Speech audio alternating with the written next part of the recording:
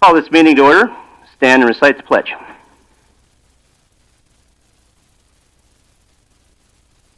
I pledge allegiance to the flag of the United States of America, republic for which it stands, under God, indivisible, with liberty.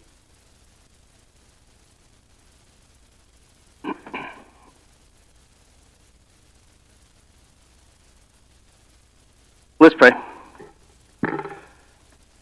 Bless this meeting today, all those present, as well as the lives of those we will encounter afterward. Ready us to make every moment count. Brief moment for your own intention. I'd like to move a couple things on the agenda. First of all, if there's no objection, I'd like to pull I might be in the wrong. I'm going to pull, I think it's K8. It's K8 off of consent. Let's discuss that under H, unless there's an objection. That's under the planning. And then let's move, also if there's no objection, under the hearings, let's just move 2 and 3 around. We'll do, just to confuse everybody. Let's move the request proposals for opening base stabilization before the hearing on the section line. So let's handle the section line last.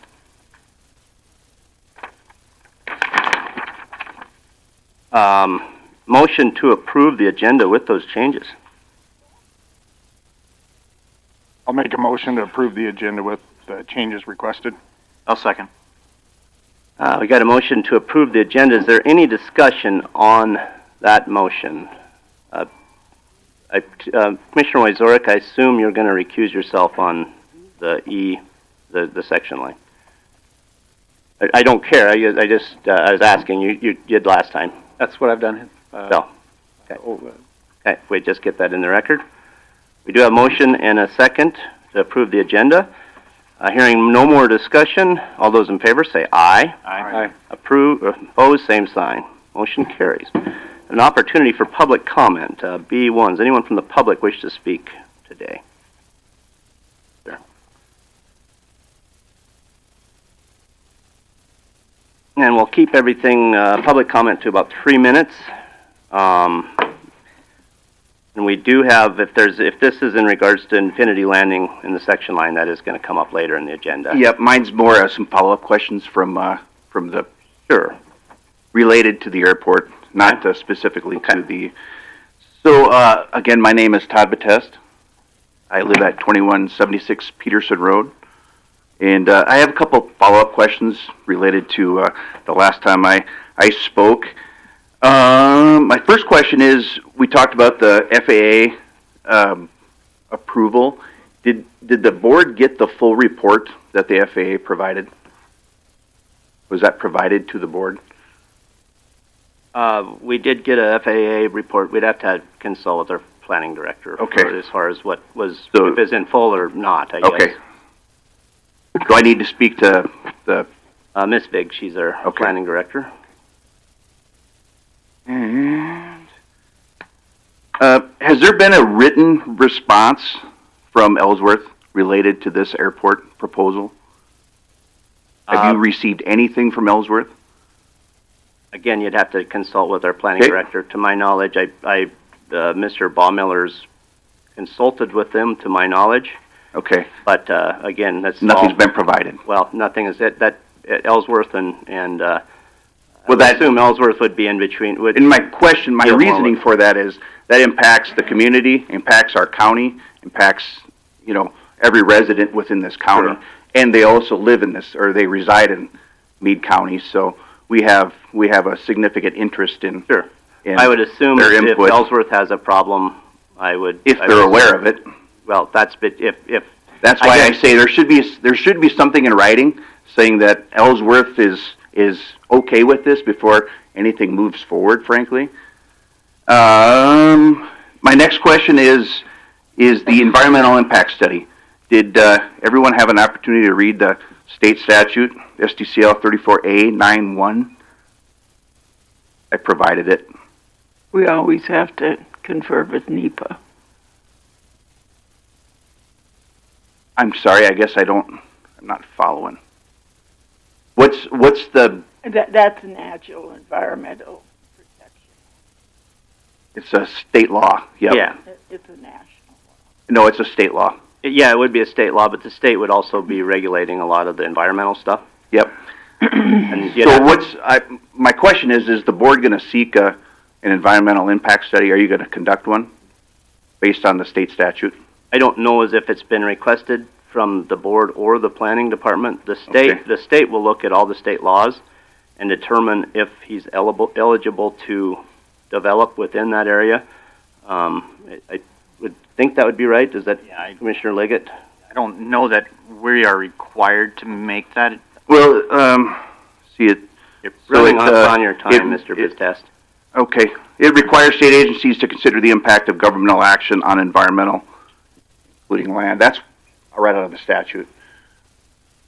You know, this has a negative impact on everybody that resides there, and I think an environmental impact study in this situation would be more than appropriate. We'll look at all the state laws, and our planning department is a very good department, and they'll look at all the state laws, and if there's something that's Would you missing recommend that within I statute, speak to them on my questions? Would You that- certainly can. Yeah, that'd you'd probably be further ahead. Okay. They're more up on the laws than I certainly am.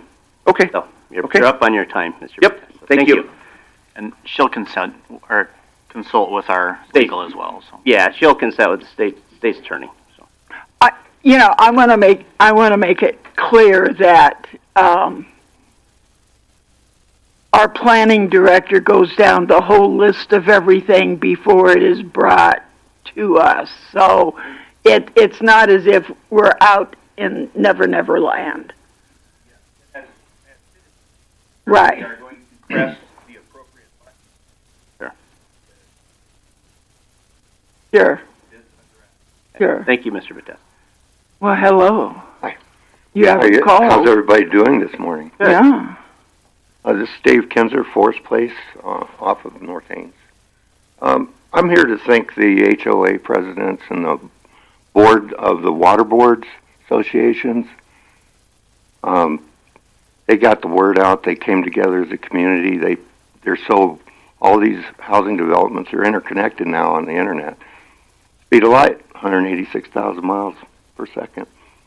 And they're backed up by neighborhood watch programs. They put chicken wire around the bottom of the chain link fence.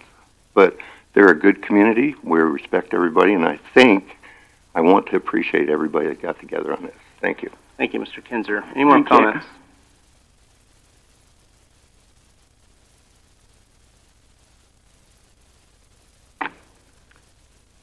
Randy Conway, 1522 Brookside Lane, Piedmont. So in the last meeting, this is pertaining to Infinity Air Park. In the last meeting, Mr. Baumiller was questioned whether he was utilizing his runway. He replied yes. So my question is if the section line is a South Dakota highway, who is ensuring the safety of those people utilizing that South Dakota highway? I communicated with Stephen Hoogerhide, Rapid City FAA, and this was his reply to my question. It says, appears this issue will need to be resolved at the county level. This landing site is not a public use airport and is not printed or published on any VFR or IFR charts. Most aircraft insurance companies do not provide general policy coverage for pilots landing or taking off from an unapproved locations which are not published on sectional charts. I think this is a safety issue, and I'm requesting that any landings or takeoffs be stopped crossing that public highway. You are correct. It's section lines usually typically do resolve at the county level, and we have already had the sheriff's already been out there, and I don't know the charges pending. I don't know any of that, but it's in the hands of the sheriff and the state's attorneys at this moment in time. So there's really no more the commission can comment on that. But it has been taken, maybe not taken care of, but it has been dealt with. understand. Thank you very much. I appreciate everyone here. Thank you. Any more public comment? Mr. Baumler, if you...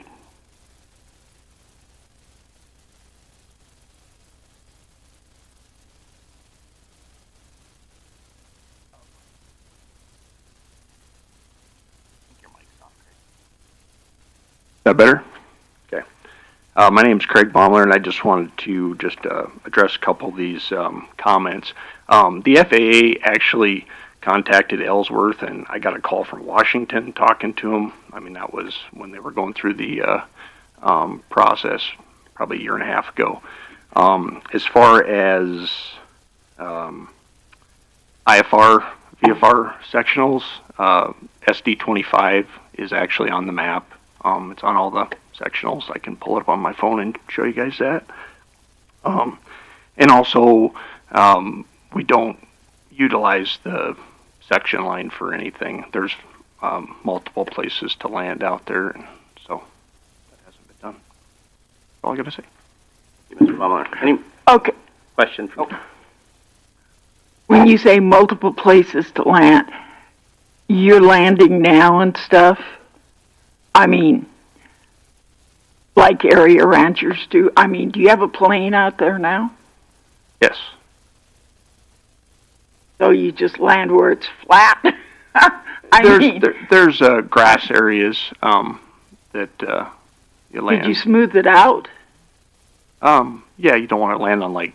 Well, I'm just Rocks asking and when you boulders said and stuff. multiple places. Well, I you didn't know can, if you have yeah. multiple different runways or You, what. you can land pretty much in any field, but yeah, there is some smoother areas that we land. So How many planes are out there landing and taking off now? I mean, just you or other people using it too? I mean, there's a few. 10? No, 5? I You don't know who all's on your land? well, I know you do because the lady on the horse got stopped. yeah, I mean, I guess I don't. A few, So Okay. I mean, one. Are they one plane single can- engine? Yes.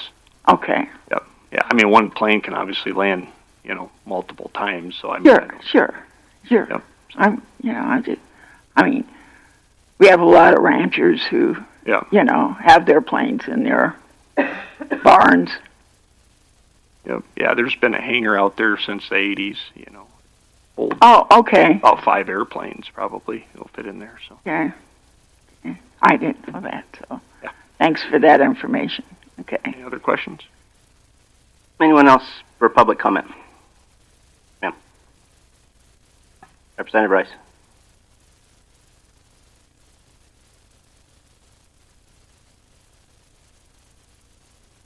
Good morning. I'm Kathy Rice, Representative District 29.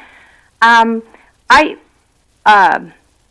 don't know if I'm going to be very popular on this one, but if he owns both sections, it doesn't matter if he crosses a section line, as long as it's not a highway. That kind of thing is his own property. No, that's state law, Kathy. law? Okay. I would read all the state statutes as a representative. No, I thought I understood when I was reading the laws, because of the gun range problems that we had with that. I was reading those things then, and so I don't know. So That was changed. That was moved. That was Section moved. line Section lines, at I the know. gun range is not where it was when the state was formed. Okay. All right. Yeah, that's what I was looking at. But the main reason I came to speak today is about our school board election that we had on Tuesday out in Piedmont and Somerset and Blackhawk was a little bit of a mess. And we're going to have a little bit of a runoff, and we'll see how it goes with the runoffs. But nobody knew where to vote. Nobody knew. I put signs up myself at the church and said, please go to the other place. And I didn't realize that in Blackhawk that they voted at this other place because I don't vote in Blackhawk area. I vote in the Piedmont area. But but anyway, that luckily will be taken care of with a new law that we put through in Pierre, that we won't have a election without having our, without having the auditors do the elections instead of the school board, because that didn't go very well. And another thing that I'm talking about is the solar farm that we went to a meeting on Friday night on that's going to go in Meade County, and some concerns that the citizens have out there with the beautiful place that we live here in Meade County that we want to keep and not put huge solar farms that deteriorate and then don't have continuous energy. So those are the things that I just wanted to address and see what you guys, if you have any other options. I know Gary was there, and I appreciate him being there, and so we can, work on good energy for Meade County instead of things that fall apart and destroy our beautiful area. All right, thank you.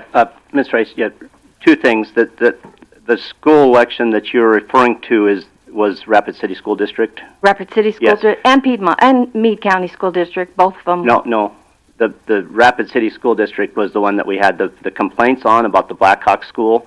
It was to my understanding that they were typically always voting at Somerset, which is not in Rapid City School District.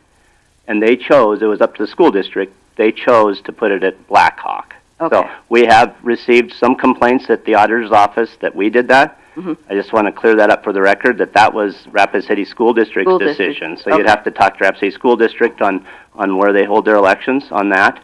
As far as, we had one a couple weeks ago.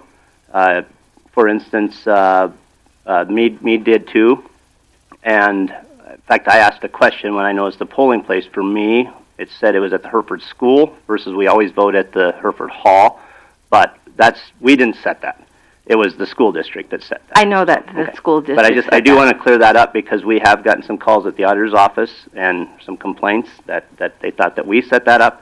No, I know you guys didn't. Okay. I know it was the school board, and that will be taken care of with the new law, which is, thank goodness, because that was a mess. I'm sorry. Okay. But in Piedmont, they usually vote at a church, and it was at the Piedmont Elementary. I had to put a sign there at the church because everyone didn't know where to go. Understand. And the solar farm that you've referenced, there is nothing that has come through Meade County's planning yet. Okay. We have no knowledge as far as a county. I have consulted with a lot of the local neighbors and stuff down north of New Underwood, that it's at this time speculated. So there's nothing that's been nothing's come to our planning department. Yeah, I understand that. And furthermore, I might add, Meade County has no zoning, but we do have preliminary plans for a different solar farm that you may not be aware of. Those plans are still in the planning stage. They need a section line moved to if those plans are to be approved. Since Meade County has no zoning, we do have a as strong as possible solar ordinance with stronger setbacks, etc., than Pennington County. You can find that ordinance on our website. Okay. You might find it helpful. Okay, perfect. Thank you, Representative. All right, thank you. Ordinance 57. 57, okay, thank you. Thank you. Any other public comments? Yes, sir.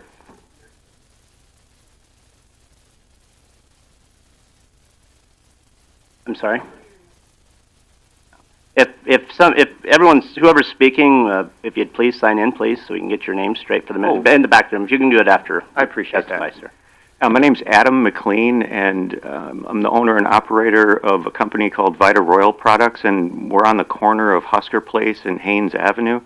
And this Infinity Landing project just came to my attention yesterday, and I'm not exactly sure, whether it's my fault that I've just been so busy and this just kind of fell under my radar, or if it's because I'm not an adjacent property owner, even though I'm very close to the proposed location of this thing.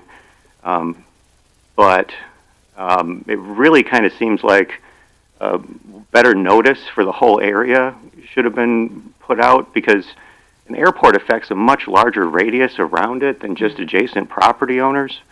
And when you think about the consequence of this, it's going to be very loud. And I have customer service. I have manufacturing. A lot of times when a B-1 bomber flies overhead, sometimes customer service people have to put the customer on hold in order to wait for that jet to go overhead because you just can't maintain a conversation on a phone with that kind of noise.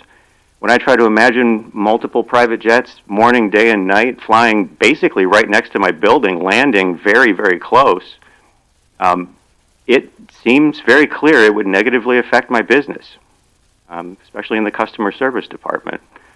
And when you think about the environmental impact, too, somebody brought up an environmental impact study. I mean, fire retardants, when you put out jet fires, include PFAS chemicals, which are forever. They get into the water supply, they pollute the land forever. In combination with the noise, that's a pollution that really needs to be recognized. And there's so many people that live around there that have horses, horse trainers, trying to keep horses under control while jets are randomly flying overhead really seems,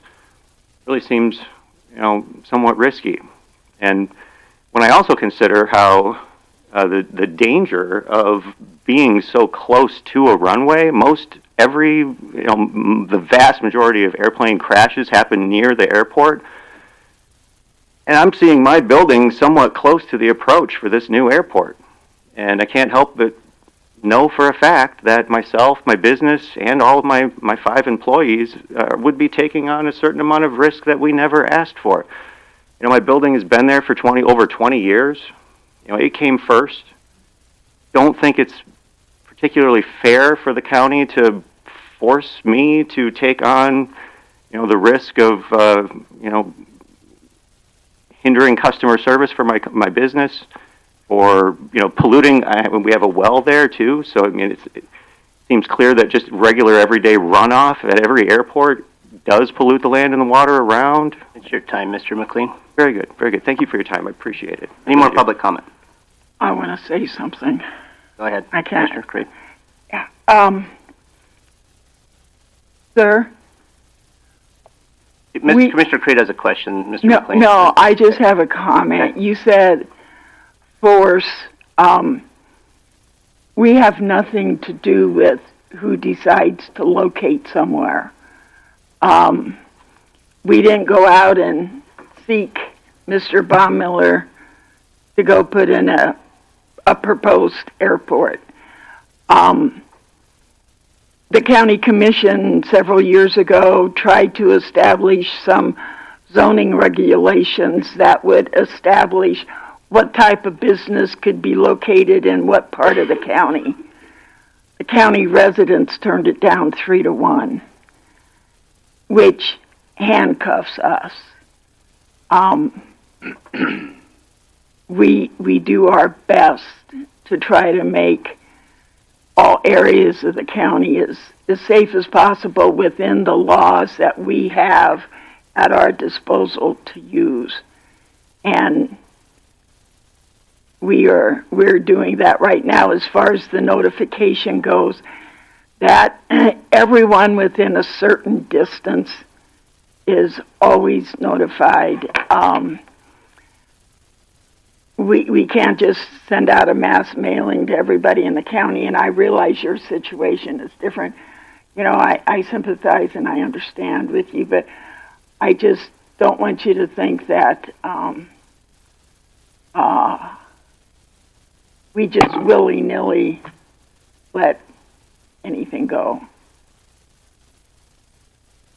And I appreciate it, and I'm glad you came, but don't leave yet. Okay. I saw you walking. Sir. Oh, okay. Sir, you have the floor.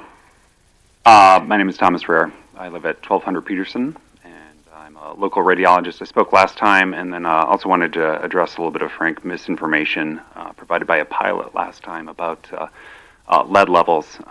So from the Pulitzer Center, exposure near a small airport using leaded avgas reached about half the level of those seen in Flint, Michigan, which was, a bit of a national crisis. So, it is a concern, and it's not do your own research. The research is plentiful and available and provided in the documents I supplied to last time as well. And we have those, and we've read them. Thank Yeah. you, Mr. Rear. Perfect. Yeah. Any questions about lead that I can answer at this point in time? We're good. So thank you, Mr. Rear. Thank you. Thank you, Doctor. Any more public comment? Any more public comment? Seeing no one come forward, I'm going to close public comment for today. Brings us to routine business, equalization.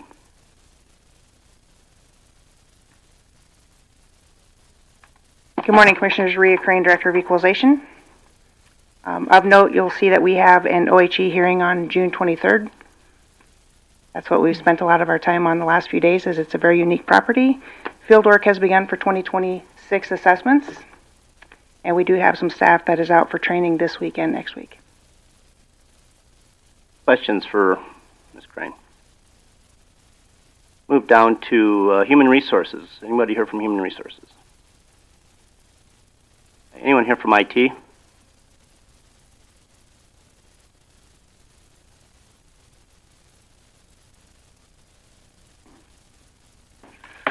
Morning, Commissioners. Tony Cummins, Meade County IT. I know you guys have a busy day ahead of you, so I'll keep it short and sweet. We got presented the usual PDFs for your attention. Nothing a whole lot to report on KPIs. Pretty average for the year. We just got done with the retrofitting the mounting hardware for all our deputy vehicles, and have now deployed all our tough books to the deputies. Oh. And retired all of our tablets that we had from 2017, 2018. So I'm very happy about that. Just finished setting up the new VM move to our new server hardware that we mentioned a couple of weeks back. All VMs are now located in the new hardware. We've been doing some testing for redundancy and backups, and everything's working as expected. So that puts us in a pretty strong position for failover and that kind of stuff. Spun off a new VM yesterday for our domain controller, so now we have a third domain controller, which is going to help with redundancy for that kind of stuff as we phase out the Inco 10 machine coming 2026, 27. So we're preparing for that move and that swap out. And then, just working on those numbers for you guys for the vendors for the 26 budget, basically. So that's all I got for today. Thank you. Any questions, Mr. Cummins? Yeah, I do have one comment for basically not necessarily for Tony, but for the county employees in general. County computers, internet, those types of things are for county work. Stay off of, don't be browsing the internet. I know Tony's been working around a lot recently with some extra browsing. I don't know how to say Non-work related browsing? Yep. So, That's best how I can explain it. So the policy is, work related. If it's not work related, use your own equipment or do it, and obviously, make sure you're doing it on your own time and not county time. So we are seeing some. We had hit the other day a Trojan. Was it a Trojan? Yes.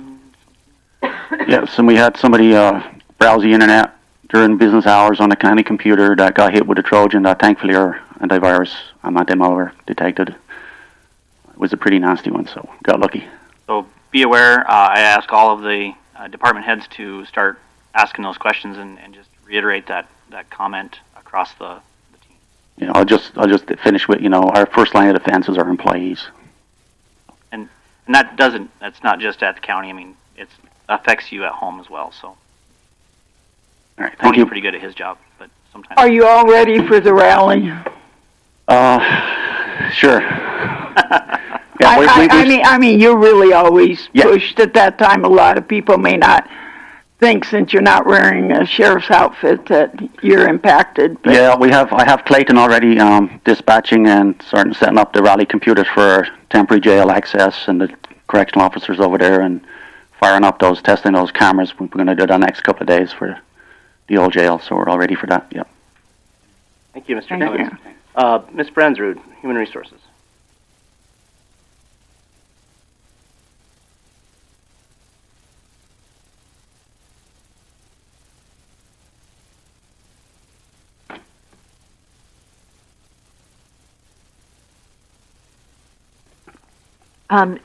Good morning, Commissioners. Deborah Bransrud, Meade County Human Resource Director.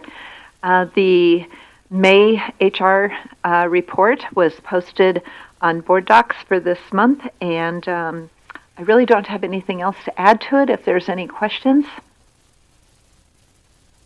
Any questions for Ms. Bransrud? It looks like we have some opportunities for people to work for the county. So Especially highway. Especially highway. So if anybody's out there wanting to work for us, we have some really good positions. Yes, one of our communications operator accepted the open position from Paula retiring for the police department. So one of the two she transferred over to Sturgis Police. Thank you. Any other questions? Nope, thanks. Got off easy today. Veteran Services, Emergency Management.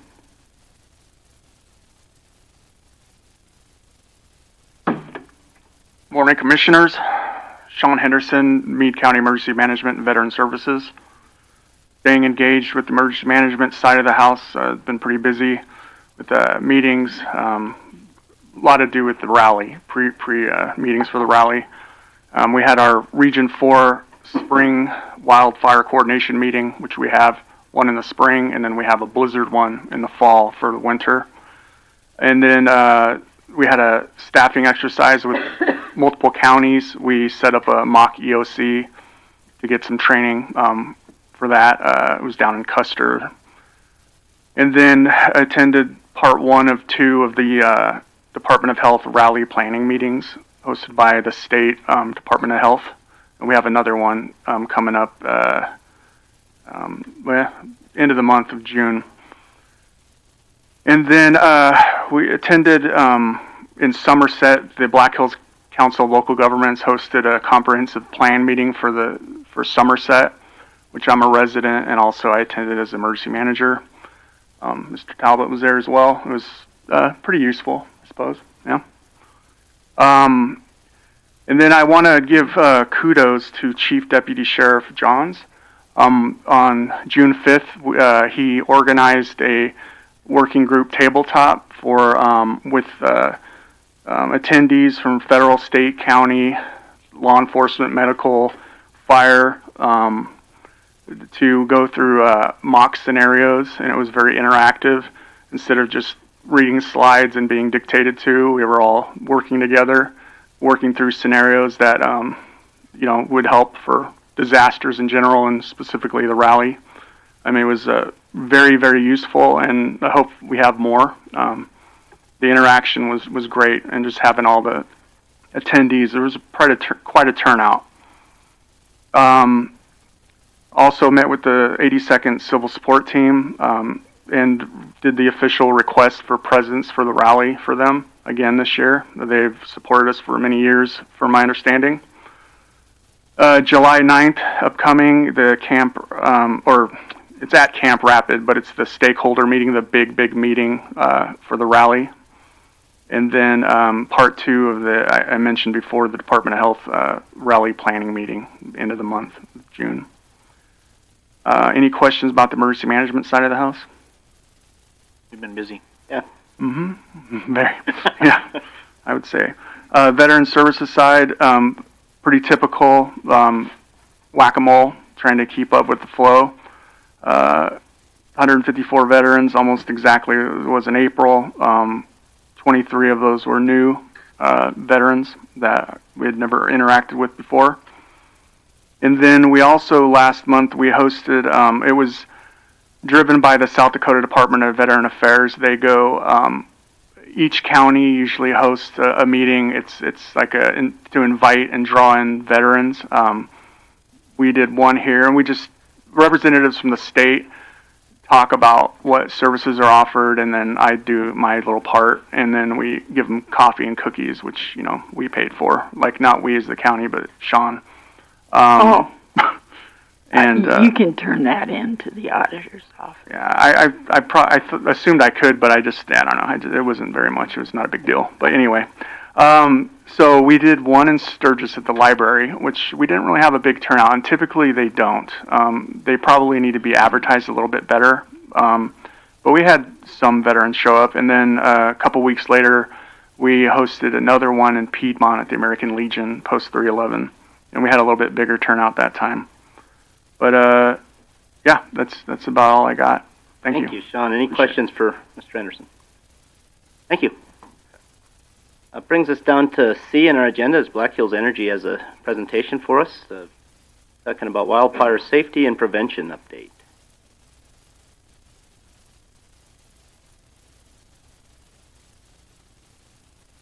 Is that better? Stephen Dunn with Black Hills Energy. So we have some slides that we're prepared to share as part of this. Before I get started, just wanted to extend a thank you out to a few groups here. First off, Sean from Emergency Management, the Sheriff's Office with Pat and JJ, and then also Commissioners Deering and Commissioner Reed. Very much appreciate Creed. Sorry, no, thank you. Very much appreciate this.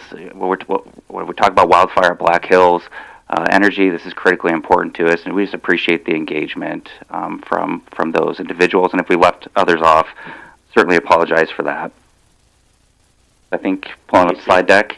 And before I get started, what I would offer is we did prepare the slide deck. It's pretty high level. We'll leave plenty of time for questions, and then I will be sticking around if there's additional questions that we need to field as part of that. So, yeah, we can go down to the next slide. And really focus on, at Black Hills Energy, why are we focused as to the extent that we are on wildfire risk. We're going to talk primarily about public safety power shutoffs today. But it goes beyond that. We've been focused on wildfire risk for decades, as long as we've been in existence. It's really ramped up since about 2017, 2018. For me personally, I've been actively involved in our wildfire risk mitigation strategies since that time frame. But what this slide just represents is across the United States, the number of ignitions, the number of fires that we've experienced has stayed pretty flat, maybe even slightly declining. But the number of acres burned just continues to increase at a pace that's very difficult to manage. And so as we thought about that, and as we've been working on our own wildfire mitigation strategies, it's, how do we take information like this and data like this to help inform and support the things that we do at Black Hills? When I saw that data, one thing that came to my mind was, it didn't break out what states these wildfires were in. Yep. And we all know some states have active thinning, some states let her burn. And I was wondering if there was any way to know how much of this acreage was just on the West Coast, where it seems like they have problems fighting fires. Yeah, the West Coast is definitely challenging for some of the reasons you described. And I wish I had this. I was going through just personally and at work. I was going through this assessment at one point in time, and I think it was in the middle of the summer last year. But it was active wildfire maps. They're out there, and really what you see is there's a clear indication that the western half of the United States is the wildfire risk has changed for the western half of the United States. It's not just a far west coast. But what I was looking for and didn't see was the statistics for this area, because I've been around when we had the various major forest fires, and we've been lucky for a long time. Yeah. I'm going to ask the commission. I'm going to let Mr. Dunn and Ms. Kendall finish their presentation, and we can save our questions, comments But to the end. sometimes I forget what I was going to ask. No, I understand. I'm asking the commission, not directly you, Doreen. Okay. If I could just, if you'd continue with your presentation, Mr. Dunn. Yep, absolutely. And again, what we're primarily here to talk about is public safety power shutoffs, and that's the effort that we're focused on right now. We've done a lot of good things with respect to wildfire risk mitigation. Public safety power shutoffs are really intended to be after you've done all of those good things, after we've really worked all of the things that we feel like are available to us. There are conditions that could warrant the proactive de-energization of some of our electric facilities, and including customer service or services, electric services to our customers. So that's what a public safety power shutoff is just that proactive de-energization. It's very selective. We don't intend for that to be widespread, where we say all of our customers in South Dakota as an example. That's not how we view this. So it's intended to be selective and proactive.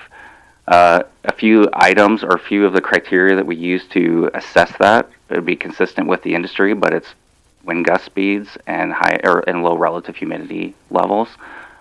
Really kind of look at it in terms of, if there were to be an ignition, what keeps it a manageable ignition as compared to something that results in a major wildfire that's uncontrollable. So we very much are looking at it through that lens. One thing we want to be crystal clear on, because we get this question a lot, is red flag days. We see those pretty regularly, and some of the questions we receive would be, hey, is that an indication that we would do a public safety power shutoff just when we see red flag days? No, absolutely not. The criteria for red flag days is considerably lower than what we're viewing in terms of criteria for public safety power shutoffs. So that would not be a one-for-one tie-out between red flag days and a public safety power shutoff. Yep, and maybe before we transition to the next slide, sorry about that. And so we did want to touch on, again, where does this apply and where do we see the highest risks? It's not everything. It's not all of our service territories. We've gone through risk assessments to help us understand where do we have the most significant risk. And so you can see on that first bullet there, wildfire simulation models. We simulated 250 million ignitions and weather combinations to see, to what extent those fires could have burned. They're along and adjacent to our power lines is where we simulated those ignitions. And so it's been thoughtfully considered, and we've worked really hard to try to understand where is this appropriate and where is it not appropriate. You can see here that includes analyzing weather. Part of that component is, on a normal day, maybe it's not as impactful, but under certain circumstances, it can definitely be impactful, as well as things like our vegetation management program and the condition of our assets in the field. So we make sure we do that. I think that's all I'll cover on that slide. And then we'll round this off with what we've learned from the industry most significantly is that in the event that the conditions are right, in the event that we start going down this path for a public safety power shutoff, it's really about how do we notify customers as proactively as we can before, during, and after to help them kind of manage through that and to make proper accommodations or to plan around that as to the extent that they can. And so what this is really intended to do is kind of step through what that looks like. So just like kind of weather, we have watches, we have warnings, and then it kind of builds out to the execution of a public safety power shutoff. We're targeting to be out in front of this to the extent we can. We get a 5-day fire weather forecast every morning. Our teams look at that. We assess how the weather is going to impact fire potential across our service territories. We use that as we start planning for public safety power shutoffs and ultimately transitioning that to real-time data. But as soon as we can, ultimately, if we can get out 72 hours, that's going to be our goal is 72 hours advance notification that the potential is here. And as we continue to work down that path in the 48, 24 hours, we're going to continue to be sharing messages along the way to help our customers plan to the best of their abilities. And then certainly that'll carry through during a public safety power shutoff event, and then when we start our restoration efforts at the completion of it. I believe those are the slides that we had prepared. Certainly open up for questions. Wonderful. Any questions? Yeah, so I'll piggyback on what Doreen said, Stephen, on that second slide. Yep. So you guys currently service power service in Wyoming, South Dakota, Montana, and a little bit in Colorado. Is that correct? Our South Dakota electric utility is Wyoming, Montana, South Dakota. Cheyenne, Wyoming would be our Wyoming electric, and then we have a Colorado electric.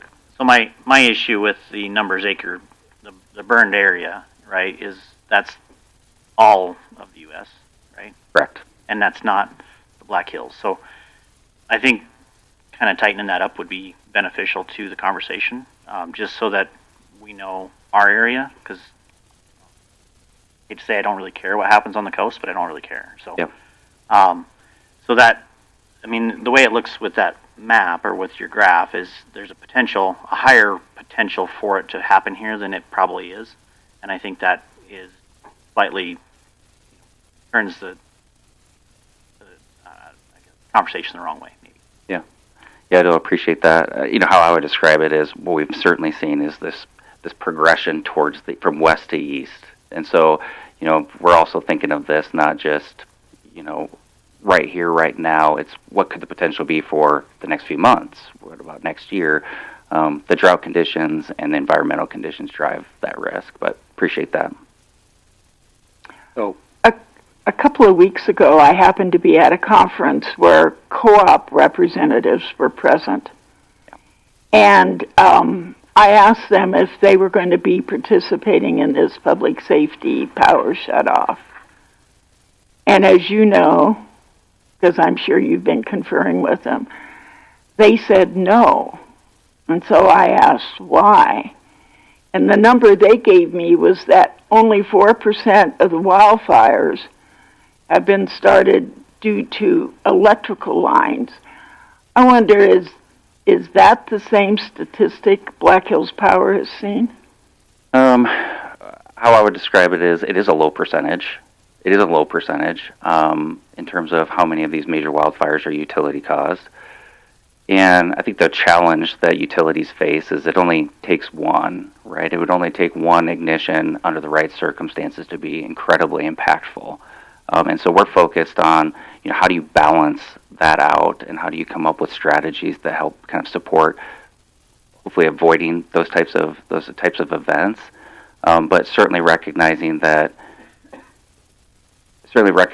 that hasn't been a primary driver for these wildfires as utility caused. But there are examples where utility caused ignitions resulted in major wildfires, including things like loss of life, including things like loss of structures and homes. That has absolutely happened, and not on the far west coast. That happened in Colorado just a couple years ago as well.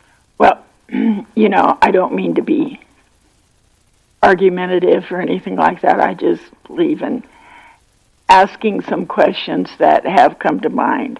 Absolutely. And some observations. And one of my observations was, I've always been kind of suspicious of consultants. Only because, I've never seen, I believe it's very rare for somebody to do a study and not come to a conclusion that something new is needed or needs to be built, and on and on. And at those meetings when I saw all those out-of-state consultants, what went right through my mind was, do they just go to electrical co-op over and over against the country? Is this like the new thing? Yeah. And you guys are right on top of it. And I've thought that even more since I heard that 4%, because I thought 4% is,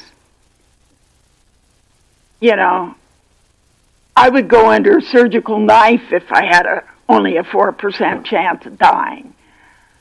But if you turn electricity off for a lot of people, based on that 4%, it could have a really huge impact on a lot of people. It could have 100% impact on some people. And so I realize, I'm no computer expert, and you send all this data through to come up with when is a good time to turn something off. And I'm giving a lot of trust in you folks in not turning the switch off. Because since this came out, I'm sure you're not the most popular guy in town. Yeah, fair enough. Yep. And I do know that unless they've changed our mind, Sheriff West, JJ, our EM director, they all have they've all vocalized some serious concerns. Yeah. That may happen, where you could have an unattended death by turning off the power and we have no fire. I mean, I don't want any fire. I still remember when the late Bill Janklow used to say when we had the Beatles up there, if that fire started, we'd have to run for our lives out of Sturgis. Thank God I wouldn't run very far, but I would hope to get into something. But again, I would hope, since people have not had a lot of opportunity to prepare for anything, as I have vocalized at our meetings, they can't just run out and get a generator tomorrow. Generex probably would love to come in here and have some big bargains.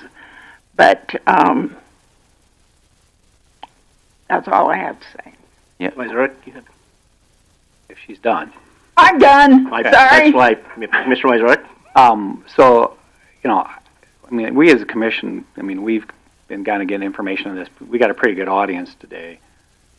Basically, Black Hills Power is talking about shutting off your power for a long time. It's my understanding when you de-energize this line, then you got to go out and inspect the line before you re-energize the line. And so, we do get high winds with dry conditions here, so this could go on a couple of days. Fair enough? So what I would say is the potential is there. When we do historical look back of how is the weather, kind of how the weather and the data that we have available to us, how does that support that? We haven't seen that. Well, if you get high winds today, your conditions, and you shut off, the winds go down at night, you're going to go out there and inspect it in the night if we have, or if the forecast is for high winds the next day in the same conditions. That doesn't seem to be anything. Yeah, there's logistics associated with that complicate that. So, you're talking about, lengthy shutoffs. So a few things related to that. Go ahead. Finish. How long if you shut down a line, how long does it take you to get it back up after the conditions drop? I think something that's really challenged us is this idea that we have to go patrol everything before we start energization. Really, a re-energization, really what that would look like is it'd be a restoration activity, just like we would if we had power disruptions today. So we'd go patrol portions of that, get those customers back on. Typically, we target things like where we have the most customers or critical customers, things like that. But you're really talking about a progression. In terms of restoration, it's not all of those customers would be out for the duration of the time that we're patrolling things. So 10 hours? That would depend on to what extent, it's covering our service territories and how many. You've done millions of scenarios. You can't give these people any idea how long their power might be out? What I would offer is what we've done historical lookbacks on the data. Most of those events, just strictly from a weather standpoint, are hours in duration. And depending on to what extent. 2, 10, 12. Yeah, I think we're still working on how could we share that information so that we give people a better understanding of what that looks like. Ultimately, certainly the future, we can't predict the future, but what we can say is based on those historical lookbacks, they don't seem like long duration weather events when you combine the two factors that we have. But you've never had you've never turned it off before for this kind of reason. So how can you look back on a historical record? I think Commissioner Wazorek still had some questions. Yeah, we've all had a chance to analyze this. I don't know how many people have heard about this. Black Hills Power, my concerns, which I've expressed to you already, is we have several small water systems. They don't have generators. They can't afford generators. The systems were developed probably don't even have the ability to add generators where they would need to put them. Those could be shut off for long periods of time. I can certainly appreciate, and in support of what Ms. Creed said, I can understand that wildfire acres are going up, and a lot of that's probably being driven more by state policy in Washington and California and Forest Service policy where they're not thinning or refusing to log. Those overgrowths, that causes more issues. So I can certainly appreciate this is becoming a bigger issue. For climate change, you can say it's that. I can say it's a lot about just the policy people have been putting in place in the last 10 years. But it causes me significant concerns that we have no idea how long you're going to shut off, no idea, because I know that you've moved up here recently. I'm a transplant too. I've only been here 34 years, so they're starting to think of me as a local, but not quite. I've lived in Sturgis for a couple decades now. Okay, well, see, you're still, not quite a local. Yeah, there you go. The difficulty I have is nobody knows, and it's impossible to plan. And I'd have support Commissioner Creed. Sure, people can lose their lives in fires. People can lose their life because they didn't know their power is going to be out for 12 hours, and they have medical needs. Yep. Yeah. If Commissioner Mazurek still has the floor. They're a publicly traded company. They're going to do what they're going to do. I appreciate they come out and say this, but I think they should also understand that there's a lot of issues here that I find frustrating. And as I said it, one of the other people at Black Hills Power, maybe we need to start telling people if they're coming in and are concerned about their small water systems, they should look to where West River Electric provides service, because it's cutting people off, or if they have medical conditions.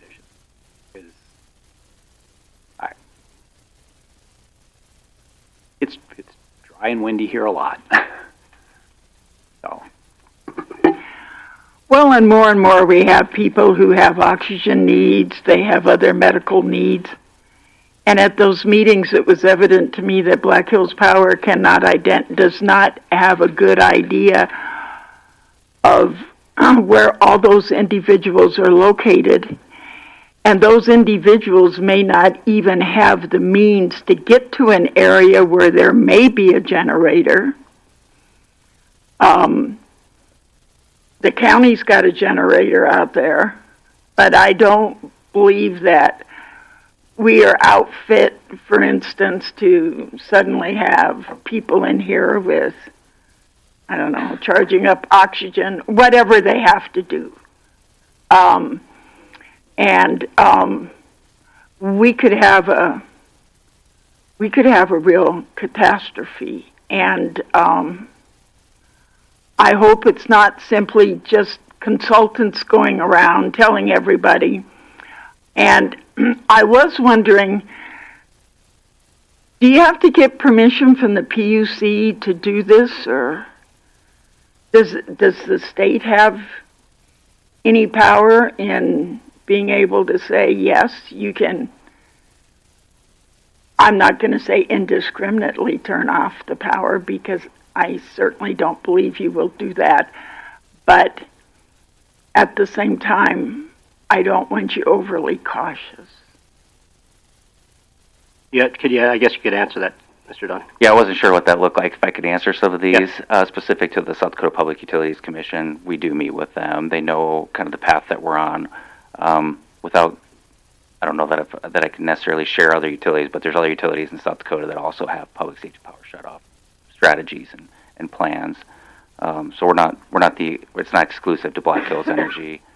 They're part of our journey. I suppose they at some point in time they could take a position on some of that. Today, that framework's not in place, and so we're keeping them informed. We're working with them on here's what this looks like and the strategies we've developed.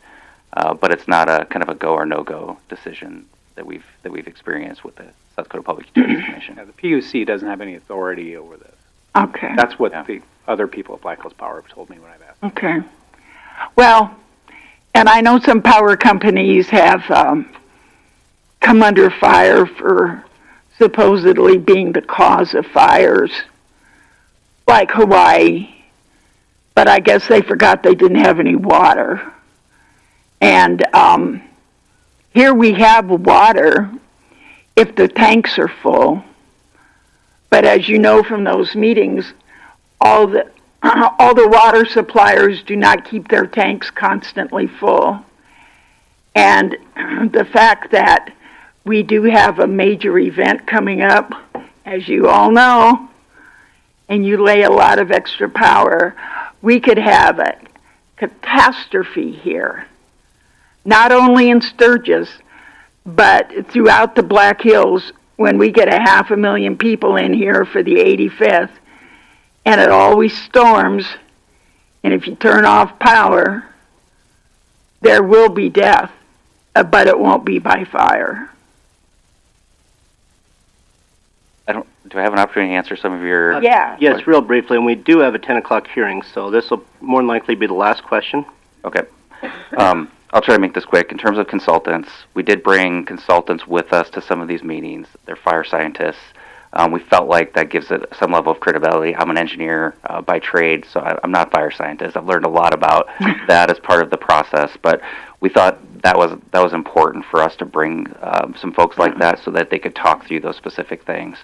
At Black Hills Energy, we weigh what the utilities are doing, including what's on the West Coast, but we're very thoughtful on what's best for our customers, and so we're intentional about that. It's not just consultants tell us this and we're going to move forward with it. You kind of made a comment that you're putting a lot of faith in us. We very much appreciate that. We have really strong reliability, service reliability at Black Hills Energy, specifically in South Dakota. We pride ourselves on this. This isn't an easy conversation for us either. We spent our careers, myself included, to saying, how do we keep the lights on? This idea that, there's the potential to say we're going to go de-energize portions of our system based on risk, it's hard for us to. It really is.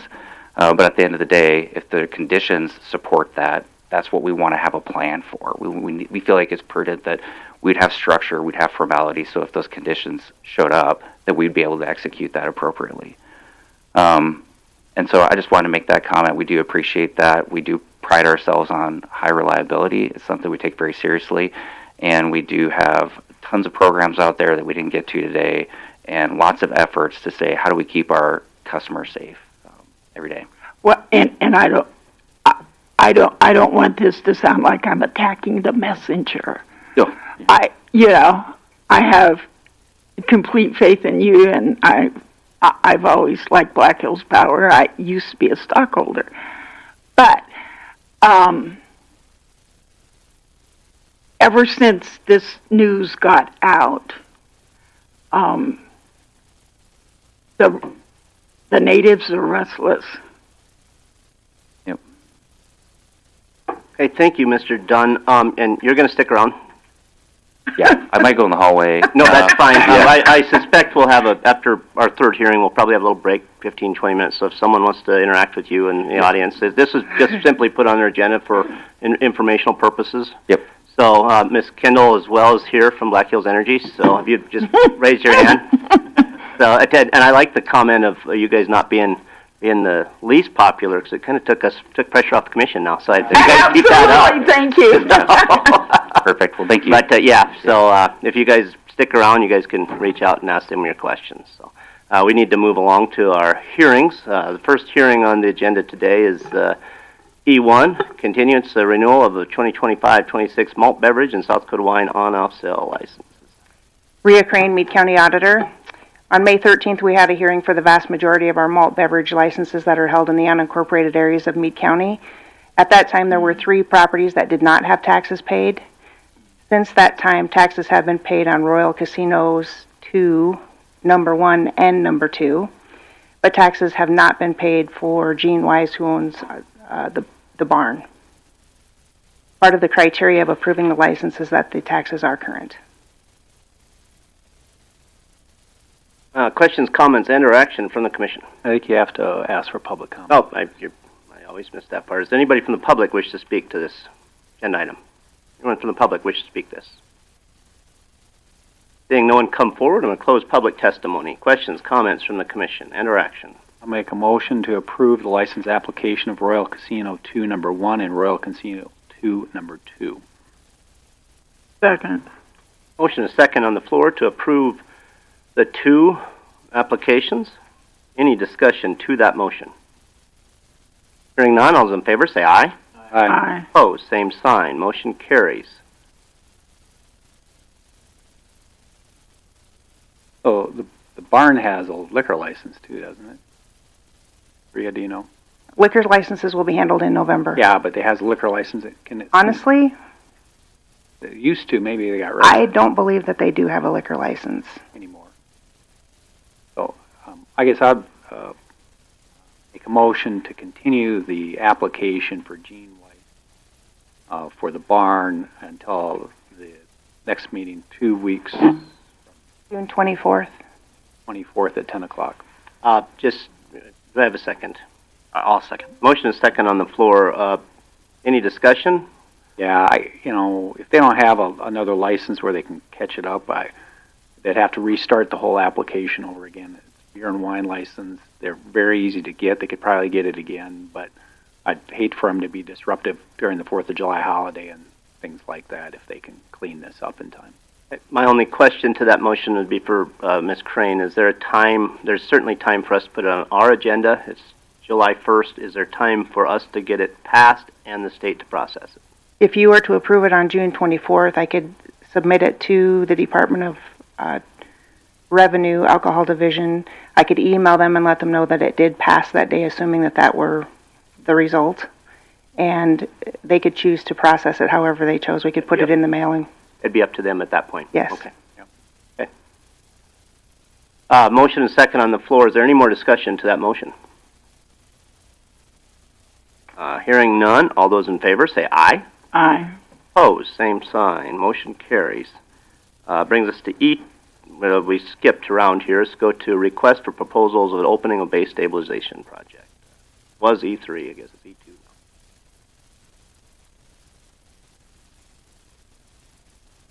You don't have very many envelopes. Good morning, Troy Eastman, Highway Superintendent. We have one from Roseanne Construction for the concentrated liquid base stabilization request for proposal. I didn't bring my knife again. I got it, thank you.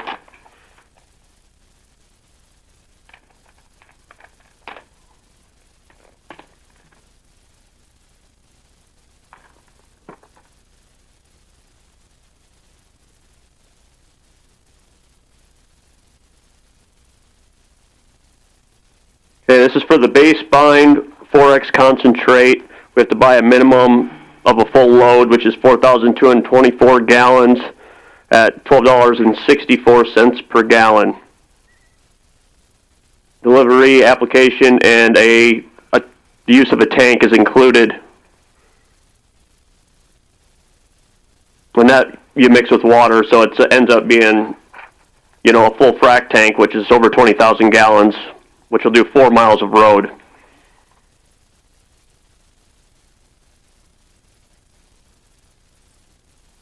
And that's all I have is just one, so.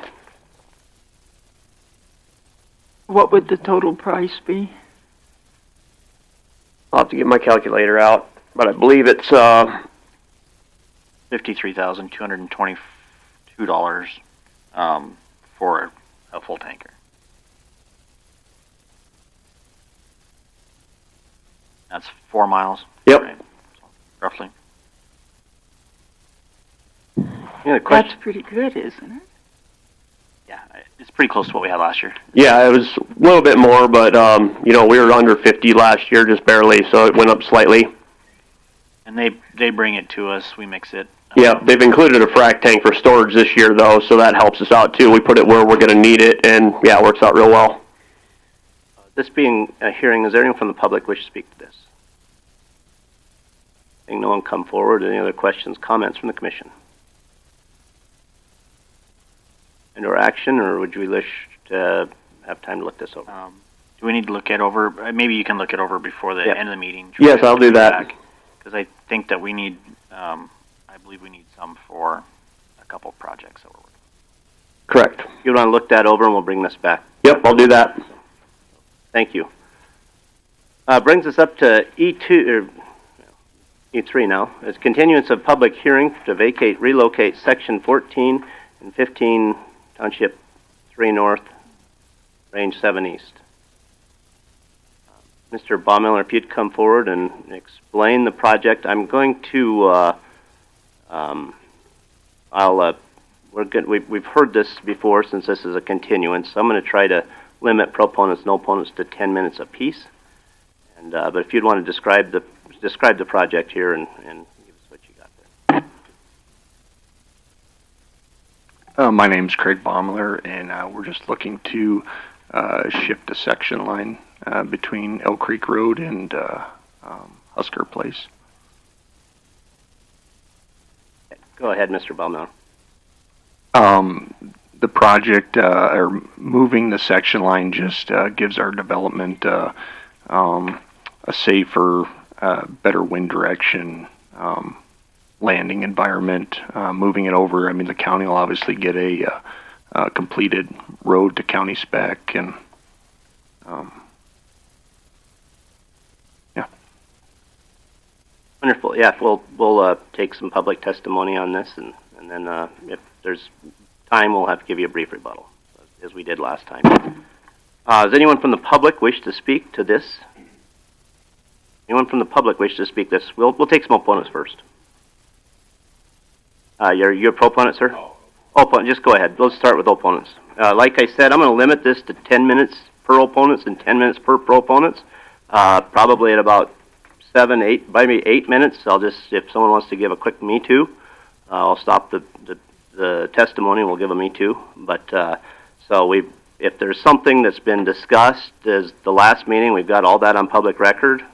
Just keep in mind, let's try not to be redundant today. Yeah, perfect. Josh Kuzer, live at 11864 Feather Place, just south of this project. One thing I'd like to clarify with what Mr. Baumiller stated in the last meeting. He made a comment that he has not changed the grade of the existing section line. However, that is a false statement. I have been down that road numerous times in the time I've lived in that neighborhood, multiple times. And within the last roughly 2 years since the project had started, maybe it hasn't been quite 2 years since the dirt's been moved, that section line is still in a straight shot like it was before. It has been improved a little bit from what it was before, from a 2-track to more of a road base now. However, when you go through there, you have to drive through a drainage ditch, over a runway that had a stake right in the middle of it where that section line is, a grade stake for whatever reason, then back down through a drainage. So there was a change in the grade of that. So the false statement of saying I did not change the grade of a county highway according to state statute is a false statement. And there's been a lot of work going on out there. I'm out in that area a lot.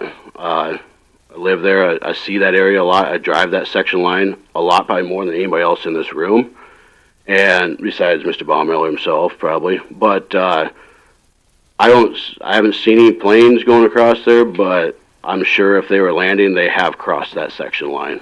If he built that runway that long for a reason, for safety concerns, he's probably crossing that state highway with an aircraft with no traffic control or anything of that nature. So that's all I got. Thank you. Thank you, Mr. Kuzer.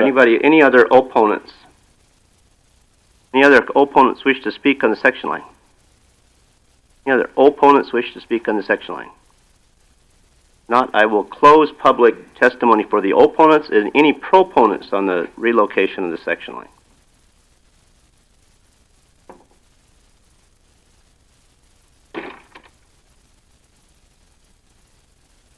My name is Scott Baumiller, 595 minutes. Mr. Baumiller, will you please turn your mic on?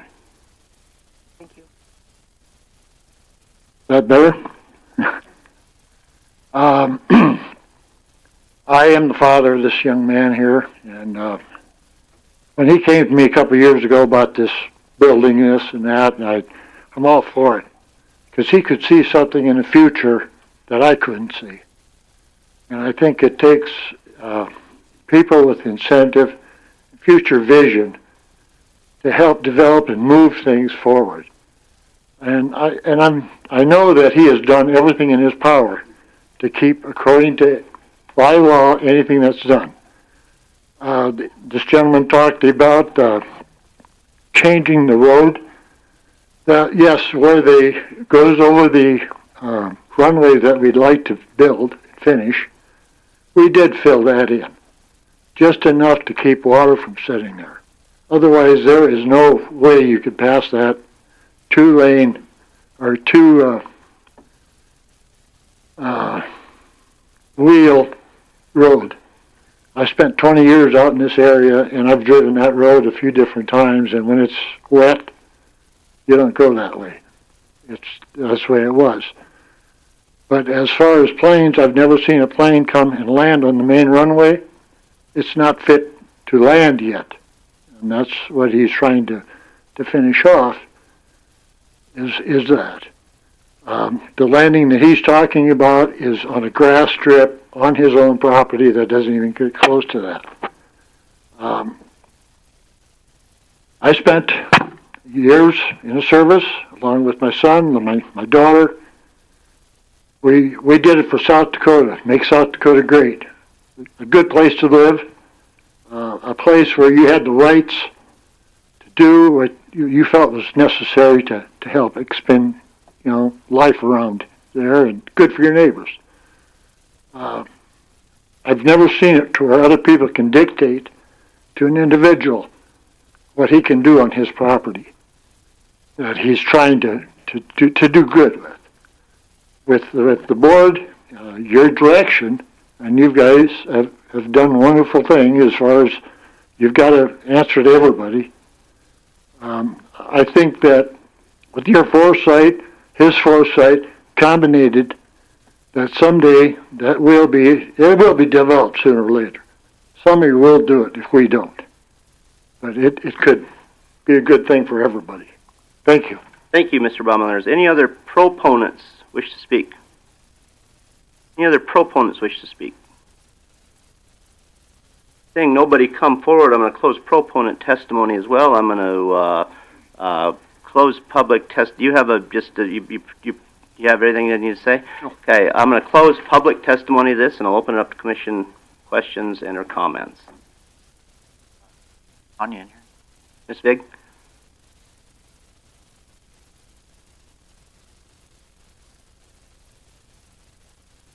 Tanya, on the information provided today, the only additional information from the last time is the easement provided that shows the county section line portion. Yes, the top drawing is the only thing provided was the Everything else was in the last packet as well. Okay. That was my question for you. Go ahead. So, a couple items I'd like to talk about. I think one thing I believe you did bring your engineer today as well. Is that correct? So I think some of the things that I think we need to iron out, and looking at the information that's in the packets, there's no clear definition of what the developer's agreement would be. So I think that getting a developer's agreement between the county and you would be a benefit for everybody. And I think it looks to me like, I guess personally my ask is going to be from Elk Creek down to the end of your property, and then from Haynes to the end of your property to be reconstructed. I know that the piece that goes up to Elk Creek was worked on, and it's got gravel on it, but I don't know what that looks like, and obviously that was a two-track road at some point. I think you maybe put some gravel on it in the past, or pulled up the ditches. That ditches everything that's been built forever. We did throw gravel on it. But doing some cores on that, looking at that, and looking at what that road's going to look like. Obviously, if we're going to develop the section line from Haynes all the way essentially through to Elk Creek, that whole section needs to be looked at. I think the easement that was shown, and you can pull it up, Rhea. I think that's a step in the direction that I'm maybe hoping, because I think some of the conversation's been, if the project doesn't get approved through final plating, how does the county recoup that piece? And I think that can be, maybe in the developer's agreement with when the final plat's approved, this piece can get vacated. So, but I know for what you're asking for today, you're asking for a section line vacation, and I think that before we do that, I'd like to say, yes, vacate the section line, but leave this piece in, or however that's going to work. So I think it's in an agreement somewhere, not just vacate it and hope that it goes through. So personally, that's my thought.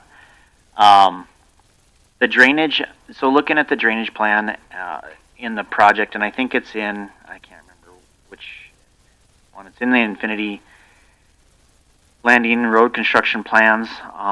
There's a page in there that shows the drainage, and I think part of that is I'm not real comfortable with the drainage actually going, coming across Husker Place, hitting the interior roadways, and then making some acute angles coming back. So I don't know that I'm really understand how that's all going to flow through based on the preliminary plating piece.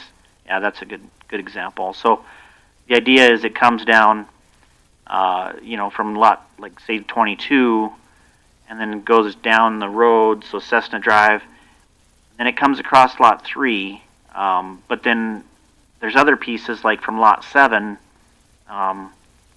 into going all the way across, I'm guessing, to lot 6, but there's no culverts in there, so I think that we're missing some detail in there, and I couldn't find the culvert sizes in there for those particular pieces. So generally I'm not real comfortable with the drainage plan. I think the information's probably in there, but I'd have to infer some things, and I don't think that's really where I should be with that. So I think getting those things ironed out, and maybe it's just an easement that goes from, say, lot 23 or wherever that existing stuff comes across, and all the way through, just as a drainage easement. We see that a lot with projects where we identify 20-foot easement or 50-foot easement, whatever that is, carry the drainage through those pieces. Maybe it's a lot along a lot line, something like that. But it's more of a direct route across the property, so we're not making it flow around these places. Because like just looking at this drawing, lot 22 and 21 and 31, they all have a big fill on the roadway, which means that the water is not going to carry back up that hill going towards the east. I mean, just not going to happen. So I think figuring that stuff out and having a good plan is really what I'd like to see. I took notes this time so that I could have my questions. Yeah, I think that's the biggest things: the developer agreement for the roadways, the drainage across the property, and identifying those things and showing the pitfalls of not making these acute angles with drainage. It's not going to work out. That's my piece. So. Any other questions, comments from the commission? I understand you have a new engineer. Yes, ma'am. Has this new engineer gone over these prior plans and made any recommendations? I don't believe so. I assume you may be in the audience and are taking note of what Mr. Liggett mentioned? No? Mr. Matt, would you like to come forward?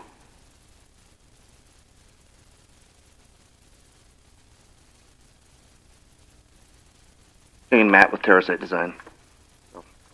No, I'm just getting caught up on the project, but I think it's got good bones, but there are some things that need to be tweaked some. And right now, Mr. Baumiller was very clear.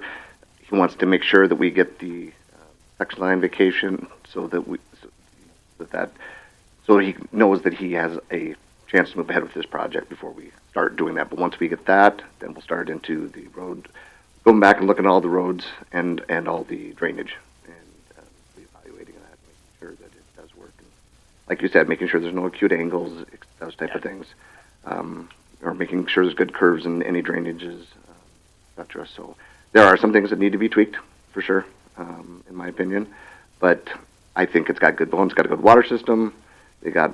I think the layout generally is okay. He may have to sacrifice a lot here and there to make some of the things work, but the master plan concept is there, and I think is acceptable. And we do have a airport consultant available to us too, that I'll be bringing to the table if there's any questions on the airport side, as needed. So I think there's a lot of questions concerning that by the area residents, so I think that would be an excellent idea.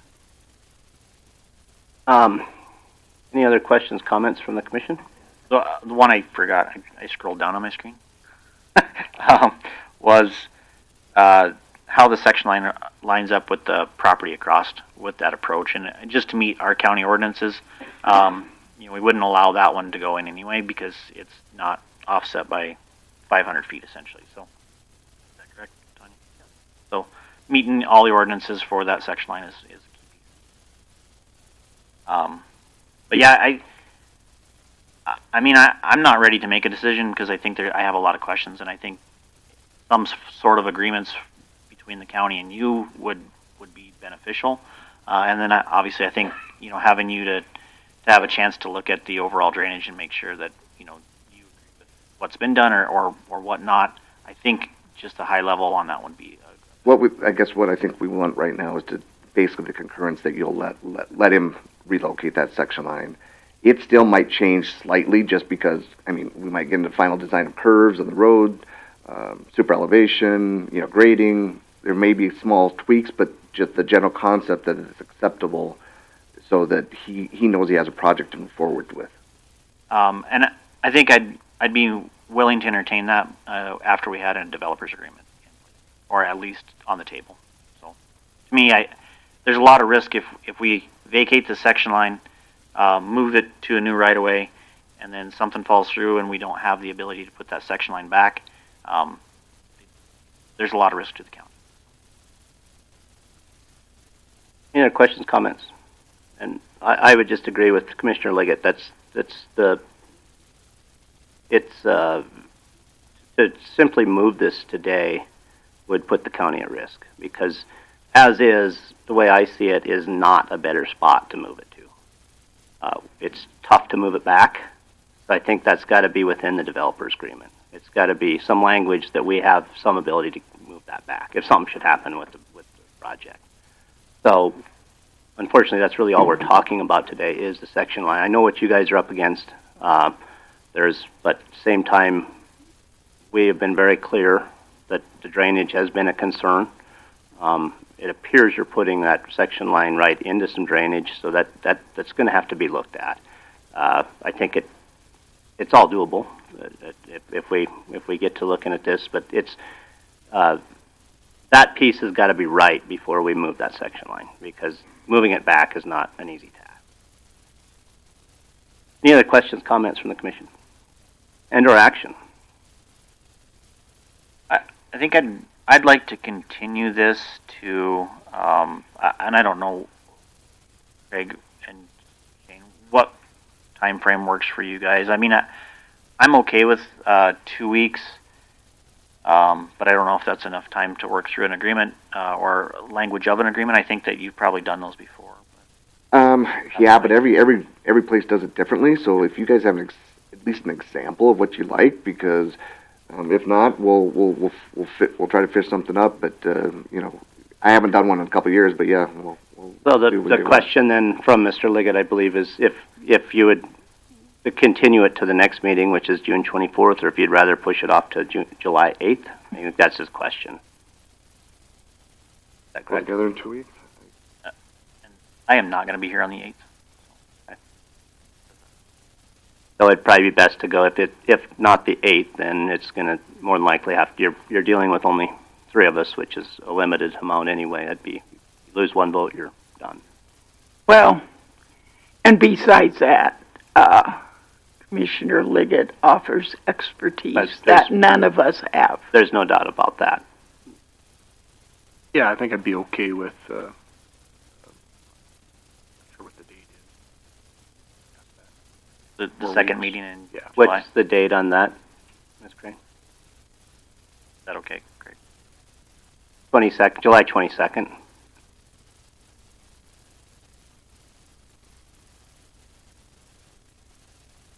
It seems a little tough to get together in 2 weeks to me. And I agree with Commissioner Creed that Rich is kind of a key component here with his expertise. Okay. So I'll make a motion to continue the hearing to July 22nd at 10 o'clock. Motion. Yeah, that's the correct date, right? Motion is second on the floor to continue this hearing till July 22nd at 10 o'clock. Any discussion to that motion? Hearing none, all those in favor say aye. Aye. Opposed, same sign. Motion carries. So thank you guys for coming in. Thanks. Commission, like a break now? Or Yeah, I think so. Okay, yeah, let's take about 10, 15-minute break.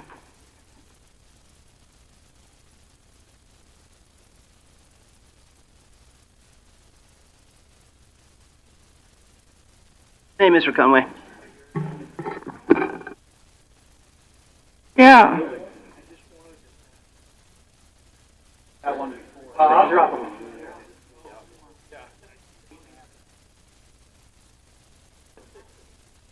Mm-hmm.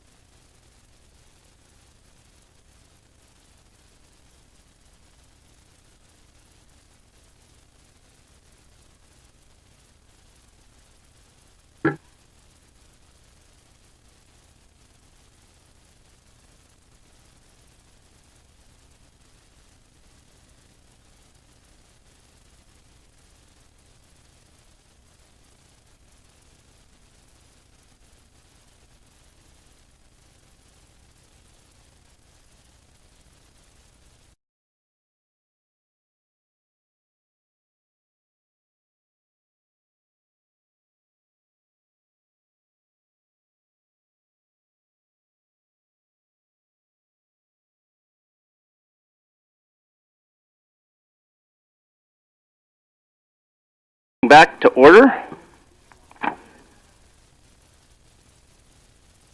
Let's go back to E, the request proposal for base stabilization project is Troy? Troy? Sitting right outside. I can see him. Mm-hmm.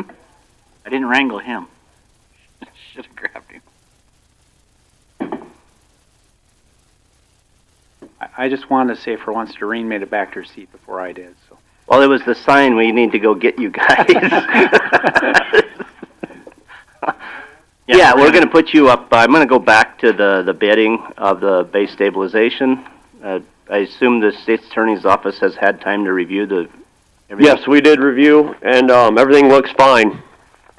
So I'd recommend, going with the request for proposal with the Roseanne Construction and base bind 4 concentrate.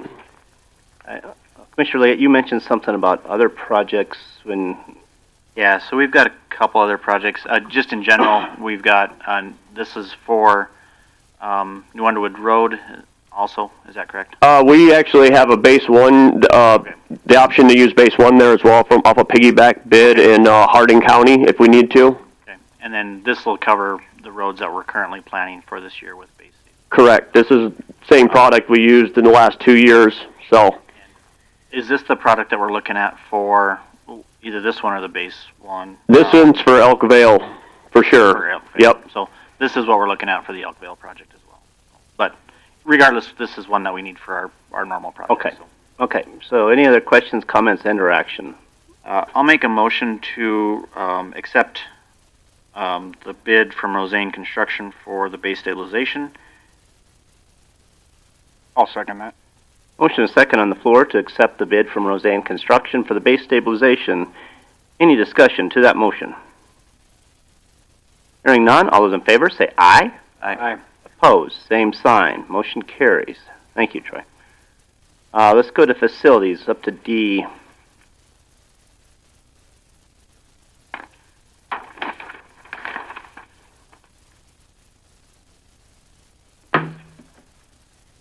Good morning, Commissioners. Ben Petrocco, Facilities Director here. I'm just going to give you kind of a quick report. I know you got a lot on your plate today. Some of our May workload, I don't have a whole lot to show other than what the KPI report shows there. We were down a little bit on work orders from normal. We spent quite a bit of time trying to maintain proper temperatures in the courthouse, as we always do kind of this time of year when we're in between summer and winter, seems like. With that old system, sometimes in the morning we're trying to heat the building depending on outdoor air temperature, and then by noon we're trying to cool it back down with the chiller. So I do have to spend a fair amount of time kind of monitoring and overriding pieces of it to kind of make it more efficient, I guess. Some of the key projects to note that we completed in May was one was a wiring of a new air compressor out at the Elm Springs Highway Shop. The old one that died was quite a bit smaller than the new one, so it did require a new conduit run, breaker upsizing, and wire upsizing. But we were able to get that knocked out without any issues. We did also have an underground wire issue on the fuel pump tank out at the Marcus shop. There was some, I don't know if it was some moisture set and some settling in the ground out there where the old pole was, but it ended up shorting the wire in the ground. So he had no fuel pump for a few days until I was able to get out and trace it out, and actually was able to disconnect that portion of an unneeded circuit. So the pump's back up and working at this time. We're just waiting for a new light pole to be put in, and then we can rewire a light for him out there again. As far as like the courthouse, we did complete a rather large floor refinishing project. We used a new 3M product that's a Scotch Guard product that's kind of an alternative to wax. It turned out pretty nice. That floor was starting to get, and it still is, pretty roughed up in certain spots around the elevator and stuff like that. Lots of scratches and scrapes, but this stuff kind of added another layer of protection to it, hopefully, so we can get, I'm hoping, several more years out of it before it needs replaced. Overall, I'd say it turned out pretty good. We spent quite a bit of time, as always, on our lawn sprinkler systems. Charging them up for the first time is always an adventure because you end up with leaks that you didn't know were there, that accumulated over the winter, and broken heads, and then just the adjusting and trying to get everything aimed right always takes a fair amount of time. Another thing to note is we do have a water heater that is failing at the lower level in the loss center, and it's a big commercial 200-gallon unit. Developed leak. It's the last one in the building of that type. All the rest have been replaced, so I mean we're talking we got over 30 years out of it, which is pretty good for a water heater. But I do have another one ordered, but unfortunately it's about 3.5 months out. So in the meantime, we were able to replace a couple elements in this one, and we're trying to kind of nurse it along till we can do the demolition of it and get the new one in. And that's kind of all I have for bigger projects for the month of May, I guess. So in May, you had quite a few more hours of overtime. What was that one for? That was due to the floor finishing, yeah, because a lot of that had to be, after hours and weekend work. Just checking. Wasn't occupied, so yeah, that's what that's all about. And on that big water heater, is there an opportunity to do on-demand heat or not on those? I mean, they're probably quite a ways from. So this one does feed. It feeds one shower in the booking room, but it also feeds several sinks and bathrooms that are a long distance away. I don't think it'd be feasible for on-demand just because of the distance of the runs. So yeah, we definitely, the one that I purchased is going to be another commercial. It'll have a 10-year tank warranty, which doesn't sound like a lot for what these things cost, but that is kind of the standard on your commercial stuff. So it's the same amperage power-wise and everything, so we won't need to replace any electrical. We should be able, I think we're going to have to replumb some of the inlet and outlet lines just because of the sizes are different a little bit, height-wise.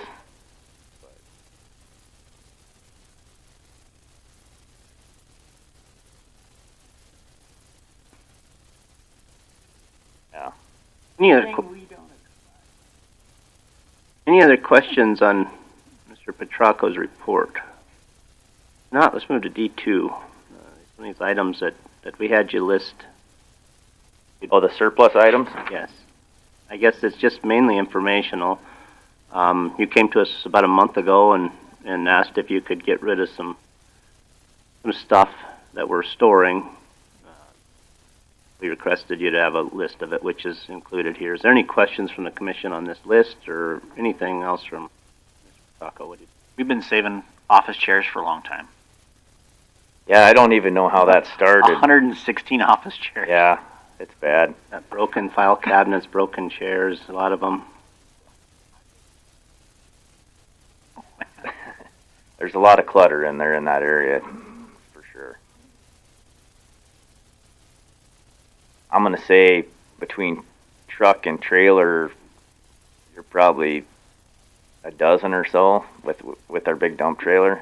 Get a roll-off, have them come. That might not be a bad idea. Yeah, I didn't think about that. Mr. Clever had it. Yeah, there just needs to be a motion to surplus this, leave it in Ben's hands to follow through. It does require an appraisal prior to taking to the dump, which is 3 landowners. My suggestion to Ben was give them each a pad and different colored stickies. Wander around. If you see something that you think is over $2,500, write it down. But it is on a piece-by-piece basis, so there's not going to be a $2,500 chair. But it does need to be appraised prior to disposal. So another step to do. So how do we document that, I guess, that it was appraised? That's my only question on that. Just note it and get it to the auditor, I think is the best place to maintain records like that. Do I need to get signatures from Yes. people? Yeah. So you need we'll need action from us to surplus this. Correct. And then if you want to work, any questions on the appraisal stuff, just handle it with Ken. Just work with Ken on that and make sure it's done right, I guess. Any other questions, comments, and or action? I'll make a motion to surplus the items noted in the, on the agenda. I'm not going to read them all. Second. Motion is second on the floor to surplus the items as listed on this agenda. Any discussion to that motion? Seeing none, all those in favor say aye. Aye. Opposed, same sign. Let's go to D3, roof project bids. I'm going to note we handled this a little bit differently than we typically handle it. We had the bid opening was handled on June 5th, which that was advertised that way. You had public testimony. You opened it up to public testimony. Everything was handled statutorily correct. We just typically, a lot of times, we'll take the bids during our meetings. It's fine. Everything is fine. But I just want to make a note of that was done. And these are the bids that we see that's on board docs. I just have one quick comment on that. The reason that we did it that way was also so that Jason with Williams and Associates could review the bids and actually make a phone call to the low bidders and make sure that they had everything included and they felt good about their numbers. Sure. Yeah, thank you for that comment. That was important. That's the architect that we've hired to go over these bids for us, so it was important that he played a key role in this. With that, the bids are up on the screen. I think we had seven bids on the courthouse roof. There was an issue on one of is that the law enforcement one? On the law enforcement metal, the low bid on that was the one that we were looking to reject because it didn't include some material and labor that was in the specs. They just missed part of the specs on that. So, any other questions, comments on this? So this is an either or on the jail roof? Yeah, we have that bid both ways with the PVC or the metal. The metal project actually does include it includes the demo of the metal, resheeting with plywood, and then also a snow and ice shield on top of that before the new metal goes on.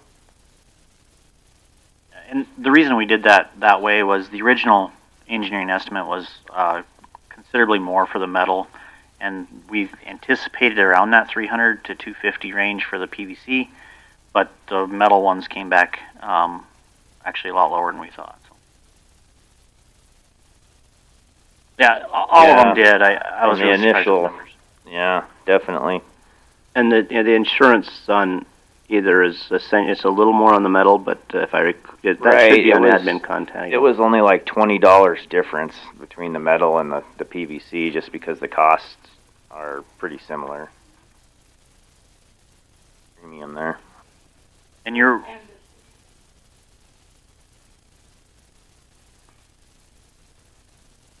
What's your recommendation, Ben? I think for the cost, to me, the metal makes more sense on the law enforcement. I think it's aesthetically going to be a little more pleasing, and I don't think we won't have to worry about potential static pressure problems in the building, making rubber membrane flopping in the wind potentially and stuff like that. And then with that snow and ice shield, I really think that's going to tighten it up with another layer of, if we do have any water get through, it's going to hopefully shed out. So what we're looking for today, if we choose to take action on that, we would need at least two motions, one for the courthouse roof and one for the law enforcement center roof. Mr. Kleberad, quick question: do we need to reject the low bid as well? Do we need a third action on that? Yes, you should reject the low bid as not being responsive. The award needs to be to the lowest responsible and responsive bidder. If you're not meeting specs, you're not being responsive. So what I'm seeking then is, 3 motions, one for the courthouse roof, one to reject, the low bid on the, law enforcement center, if we choose to metal, I guess, and one for the law enforcement center. And going through all these, Ben, you would say All-American was the lowest on the courthouse roof, That is correct. and Rain Tight was the lowest on the metal law enforcement? Correct, yes, after the one that's rejected there. So I'll make a motion to reject the Ponderosa Builders bid for non-responsiveness. Second. Motion and second on the floor to reject Ponderosa Builders for a non-responsive bid. Any discussion to that motion? Hearing none, all those in favor say aye. Aye. Opposed, same sign. Motion carries. I'll make a motion to accept the Rain Tight bid for $191,330 for the courthouse re-roof. Rain Tight. I'm going to. That should actually be All-American That's the was wrong the- number. Sorry, All-American. Yeah, you're citing the wrong column there. I wrote it down for Rain Tight for the next one. So All-American Roofing for the courthouse re-roof At 173, at $173,400. Second. Thank you. Motion and a second on the floor to accept the bid for All-American Roofing for the courthouse roof. Is there any discussion to that motion? Hearing none, all those in favor say aye. Aye. Opposed, same sign. Motion carries. Try this again.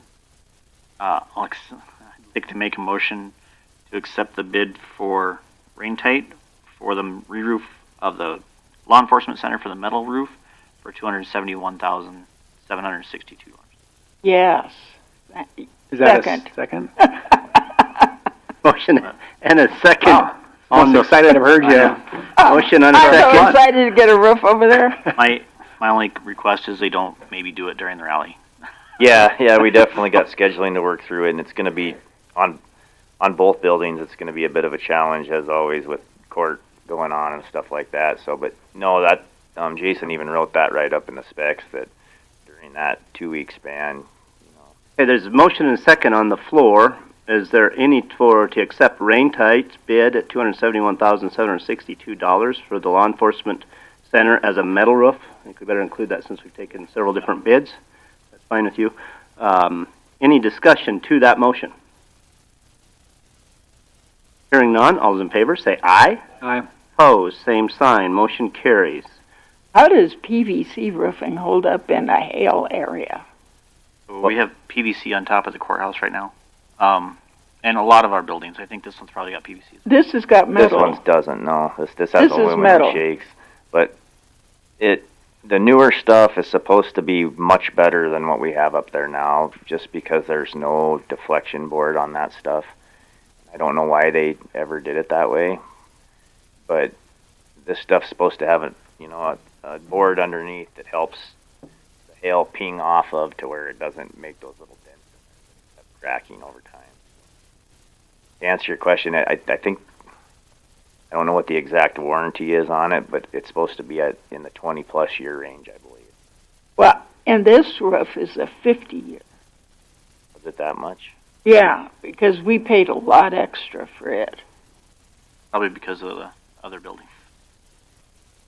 It seems to be holding up well so far. Those heavy shakes, I think, because they're so thick. They are thick. Yeah. They can take a lot of punishment, but they're expensive. Okay, thank you, Ben. This project we need to have done for a while, so it's good to get moving on it. Definitely, thanks. Question for the chairman. Do we need to have a hearing, set a hearing date for that? For the funds for this? Because this was assigned funds. Yes, did I? I don't know if we did. I thought we already did that. Yeah, I thought we did that. Yeah. Where are they in the budget is the question. That was for... We already that set... was for the project work that Williams did. We'll have to set another one to move. I thought we moved $1 million. Oh, we can set a hearing. Ben and I did talk about this, and I think it was waiting to see what the outcome was today to know what monies we need to put in for the hearing. Okay, but unfortunately, it's not on the agenda, so we'll have to wait till next time to do Right, that. Well, plus you set have the to, hearing. you have to set it as a hearing too, Yes. because And Ben we're did- moving it from different. Correct me if I'm wrong, Ben, but you said that the end of July was actually okay for a hearing. So yeah, we we can- had to decide which type we were going to go with first. Sure. Oh, because they got Would have liked to get it on today. so there won't be any pay requests before then? And he's got a line item for those that supplement those line items. Yeah, but it's a pay request and we're obligated under the contract to pay within so many days. Yeah, no, it's not Okay. And we can, That's fine. Probably should just round up a bit on that, just in case there's any kind of change order question. So we have available funds. we'll just make sure it's on the agenda for next time and with the rounded up bid. If there's something that needs to be done sooner, you let us know. We can do some emergency action. Yeah, as I think well, if you- but just keep us posted if something should Yeah, come no, up. I think we should be fine. Okay. I think just set it at 500 should. Yeah. Would give us a little extra in case an issue comes up. Sure. Where we wouldn't have to hold a hearing again. Okay. And- We'll put that on the agenda next time. I'll get with you, Ben, and we'll determine which line items, one for courthouse, one for LEC. Okay, thanks, Ben. Brings us to highway, F1.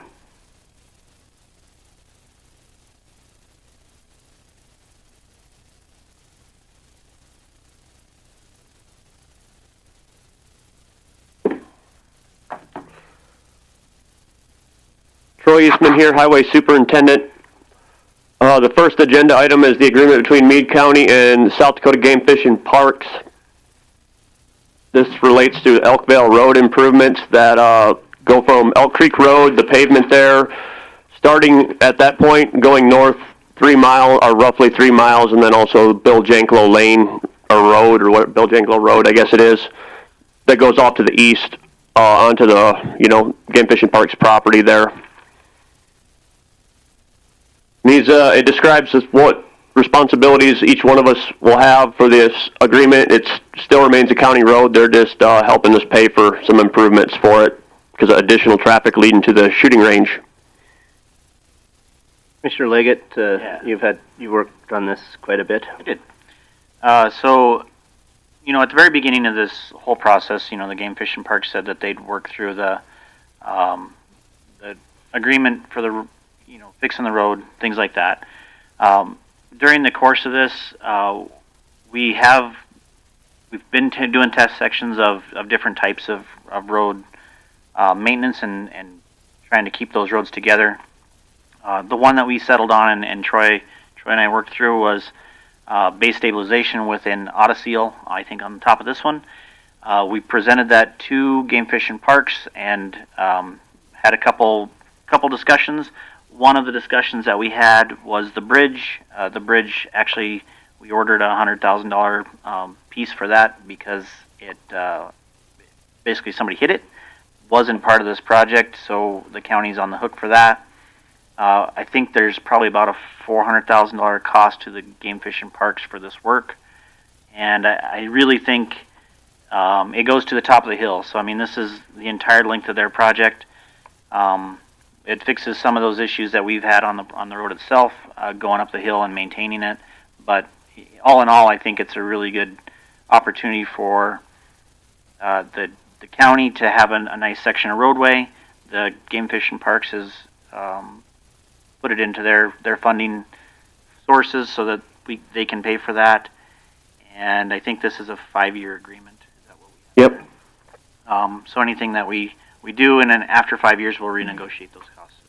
But we worked quite a bit back and forth, and Secretary Roebling was really, really generous in his side in the conversations as well. So I think we came to a pretty good agreement.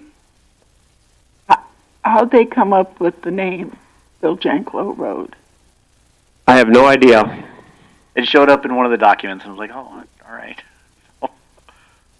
But it is platted that way, right? Yes, it is. So I wonder if they were, like Lean was a big donator. I wonder if his estate was or something. Just curious. thought maybe you might know. No, I do not know. Part of the other thing that is not really in this agreement, but the Game Fish and Parks has allowed us to stage material out there for this project as well, so we have a spot in a locked fence so that we can have a little bit more security around our stuff while we're doing this project. So I think they're going to start relatively soon on this.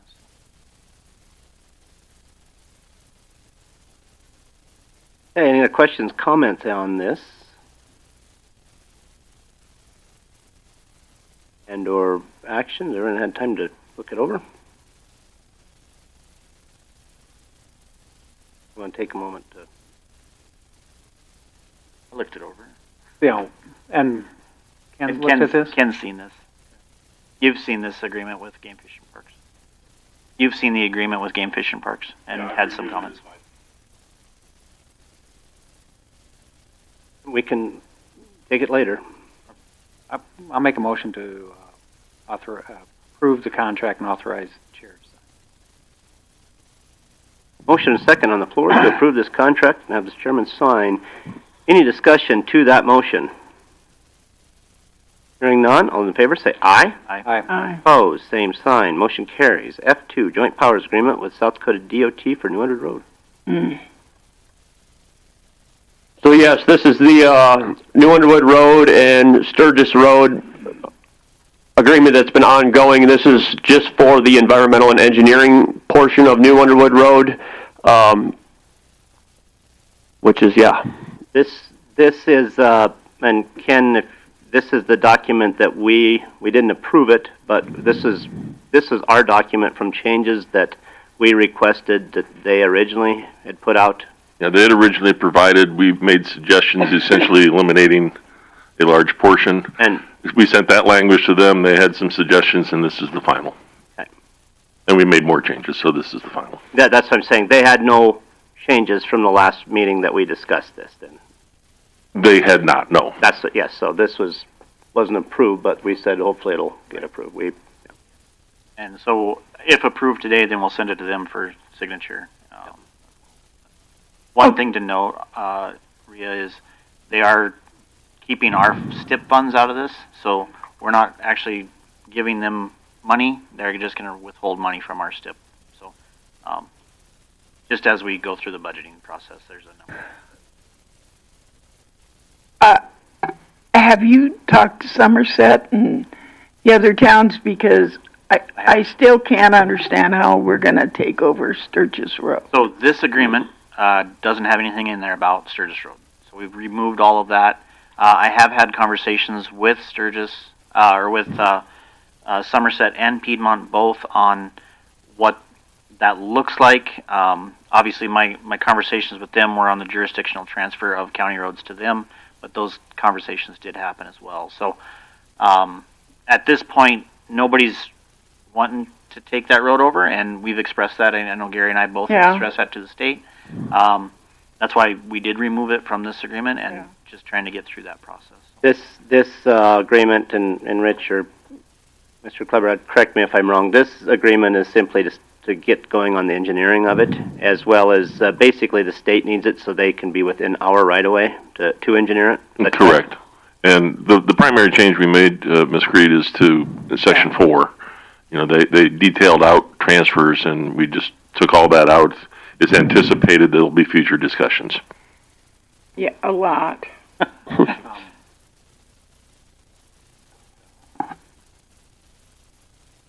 I'm a little troubled. We don't have exhibits attached to this. It references at least 3 exhibits. No exhibits appeared with the contract for the public, which raises a concern of whether we can act on it without the exhibits attached. Because we have to have the entire contract available at the meeting before we can act on it. And also, the exhibits define the Meade segment and the state segment, and we do reference Sturgis Road under B. And I don't want to get in a situation, where we don't have the exhibits attached on something we passed. And then, because, I'm looking at that Sturgis Road reference under B, Sturgis Road from near exit 52, approximately mile marker, to near exit 40, that's 12 miles of Sturgis Road that's in this agreement. Any confusion on that issue, because I share Commissioner Creed's concern is how we could afford as a county to maintain that road. So, if somebody makes a motion to approve this contract, I'll vote against it because of those issues. My recommendation would be we defer this and we get the exhibits so everybody knows what we're signing. I think I'd rather remove the portion that says exhibits because Exhibit A makes sense. We can have that piece in there. Exhibit B, I think, probably should be removed. Then what's state segment 1? How's that defined? Because state Right. segment 1 is what they say in 4 that we're going to take over. Maybe we do need that. And C, what was it? That's just the authorization to have the chair sign documents, but if I'm reading it correctly. But Well, there's no, when do they want to get going? It's always a sooner than later with on this project, but I see Commissioner Wyzorik's point. yeah, I agree with So let's just, Talbot on this one. I think we continue this. we'll just put it on the agenda for the next meeting? Okay. I don't know if we need the action to continue. We just put it on the agenda. Is that correct? Yeah. Yeah. it's Continue just- to the next, yeah. But we don't need action. We can just put it on the agenda. Correct. Yes. Okay. That's fine. Everyone, unless someone's jumping to make a motion on that, let's skip down to F3, bid award gravel crushing.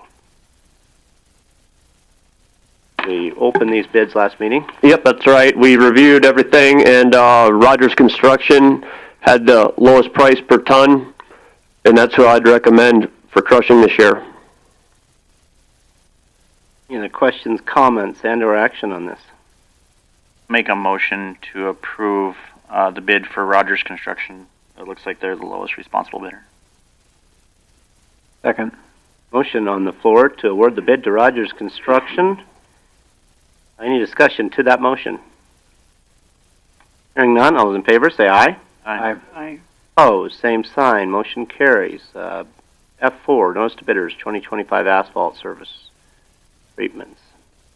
This is a county-wide project where we can put asphalt chip seal. It's an asphalt surface treatment, basically. Chip seal is another name for it. That we, it's just part of our regular maintenance, and we've also been testing sections on base stabilized roads in the past, and that could also be included with this same bid process. Any questions, comments on this? We have a line item in our budget, in the highway budget for this. I don't remember the number, but we had a pretty good one this year. Looking to essentially set the hearing then for bid opening on the July 8th is what you're asking for. Yeah, as soon as no, possible. excuse me. So we could do this, we do have time, we could do this at June 24th. I apologize. I think that would be better, wouldn't it? Yeah, the sooner the better. We'd like to get going on it. So we have other options as far as piggybacking, but to do the bid process, the sooner would it be. I guess that's what I would prefer as well, but it's a question for the auditor. We have enough time to get all the necessary publications done, is that correct? If we set the hearing for the 24th. If this does not have to be published in the newspaper, we can use the bulletin board. June 24th is appropriate. If not, it will have to be July 8th. I think the statute says it has to be published in 2 newspapers, but one being the official and one being any other newspaper. Is that correct, Mr. 10 days Klebrad? after. Is that correct, Mr. Klebrad? So with that, we would have time. Is that to get this done, the hearing for the 24th? We could go Faith, which has to be done for the first publication, and then The soonest they could be published in the Faith Independent is yes, so we could go Faith, but then we could go the next day, let's say in the Pioneer or something like that, because we don't have to publish twice in the official newspaper, we just have to publish in 2 newspapers. Correct. So the question is, we have time then, is that? But 10 days after the first publication. Oh, so 10 days after so 18th, So it would have to be July 8th. so it has to be July, okay. That answered my question, thank you. Okay, so any other questions, comments, and/or action? make a motion to begin the process for 2025 asphalt surface treatments for bid openings set at 10 a.m. on July 8th. Second. Motion and a second on the floor to set this for 10 a.m. on July 8th. Is there any discussion to that motion? Hearing none, all those in favor say aye. Aye. Opposed, same sign. Mr. Chair? Yes. Just verifying, Troy, you are actually doing the advertising? Yes, that is correct. Okay, F5, declare surplus county property. All right, this is in regards to 3 bridges that are throughout the county here that are not the greatest shape. Landowners have contacted us about being able to, get across one side to the other for whatever ag reasons. And the weight has been reduced already on these, and I'm not sure the best way to go about this, or the best way for the county, or the cheapest way, or if the landowner is willing to take some of these bridges, which they've expressed interest in that. And I know there's a process as far as for us to be able to surplus and get appraisals and all this and that. So that's basically what it boils down to. And like I said, there's 3 different locations that we're considering this option. If that's what we need to do or not, I'm not positive it's the best. Some of them we may be able to just remove and put in culverts or low water crossing on one of them that I've dealt with Bros Engineering, and they sent over, what it's going to cost and what we have to do to make it, all legal with the state and the bridge registry that everything is listed under. So each one has kind of a different scenario. But the main one, there's Vista Place that actually the bridge isn't that bad a condition, and they, the landowners expressed interest, and this has been going on for a couple of years with that road itself, and I don't know if we need to look at them independently or whatever we need to do, but I just wanted to bring it up and have this discussion. Oh, the questions I have, Troy, are these bridges all on 100% on somebody's property, or are they on section lines? Or they are not on section lines. Okay, so they're 100% on somebody's property. Are they used only by one landowner? Not necessarily. I mean, I think there's other people that do use them, but it's just an in and out. They're not necessarily through roads, but people have, after doing some research and talking to other people about it, that other people are using them. The landowner may not have told me that, but then after I looked into it, some other people said, well, I don't want to, not be able to get across there.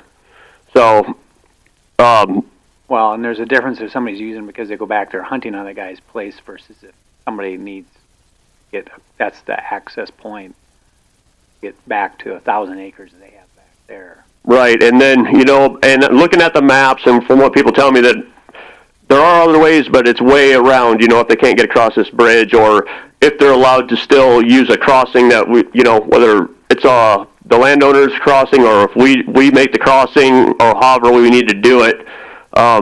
Like I said, the low water crossings seem to be the best way to replace a dangerous bridge, whether we keep this or, end the road right there and give the landowner the bridge. It's, I don't know what's best. It's each situation is a little bit unique. So, my understanding on this, so we have 3 bridges that we're looking at. They're all passable currently with a vehicle, with not heavy equipment, but a light vehicle. And in conversations with the engineering group, we have to do a 2-year, we have to pass a 2-year event through a culvert, so there's no rise in those. So, and I believe that's around a $10,000 engineering cost.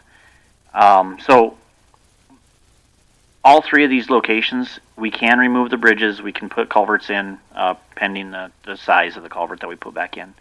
And they're all low travel roads.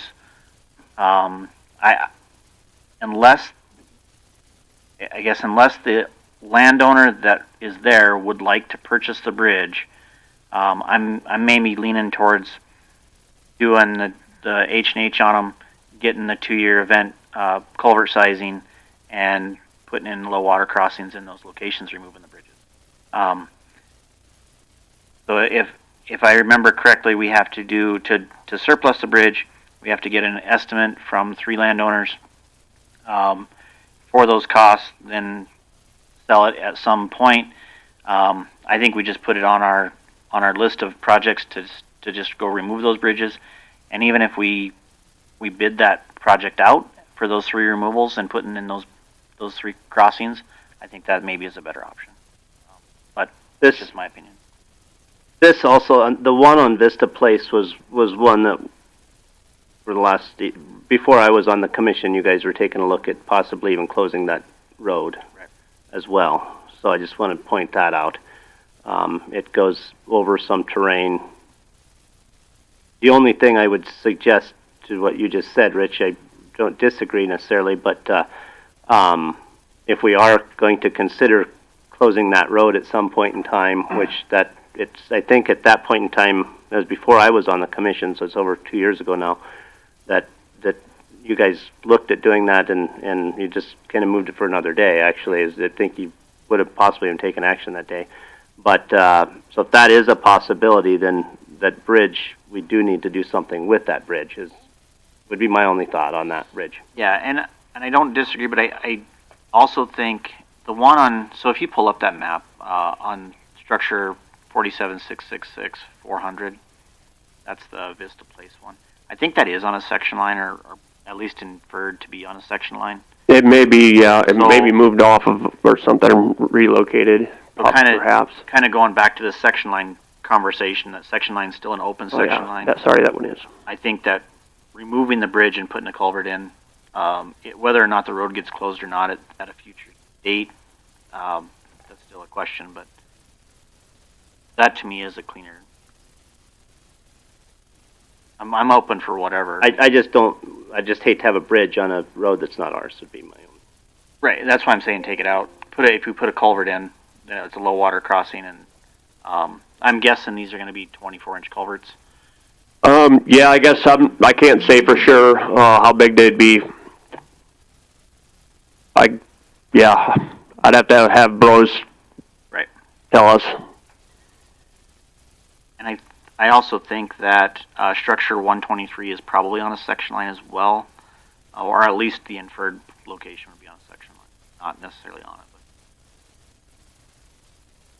it. Are these the only possible bridges we can get rid of, or? No, there's other ones. There's definitely other ones we could get rid of. I mean, we'd have to do something else, but I think this is the first time that we've had support from, I guess, maybe engineering and state to say that we can remove structures and not put $1.7 million or $1.7 million bridge culverts in. Yeah.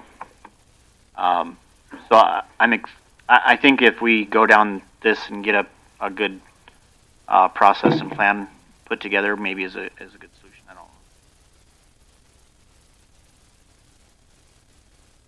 I don't know.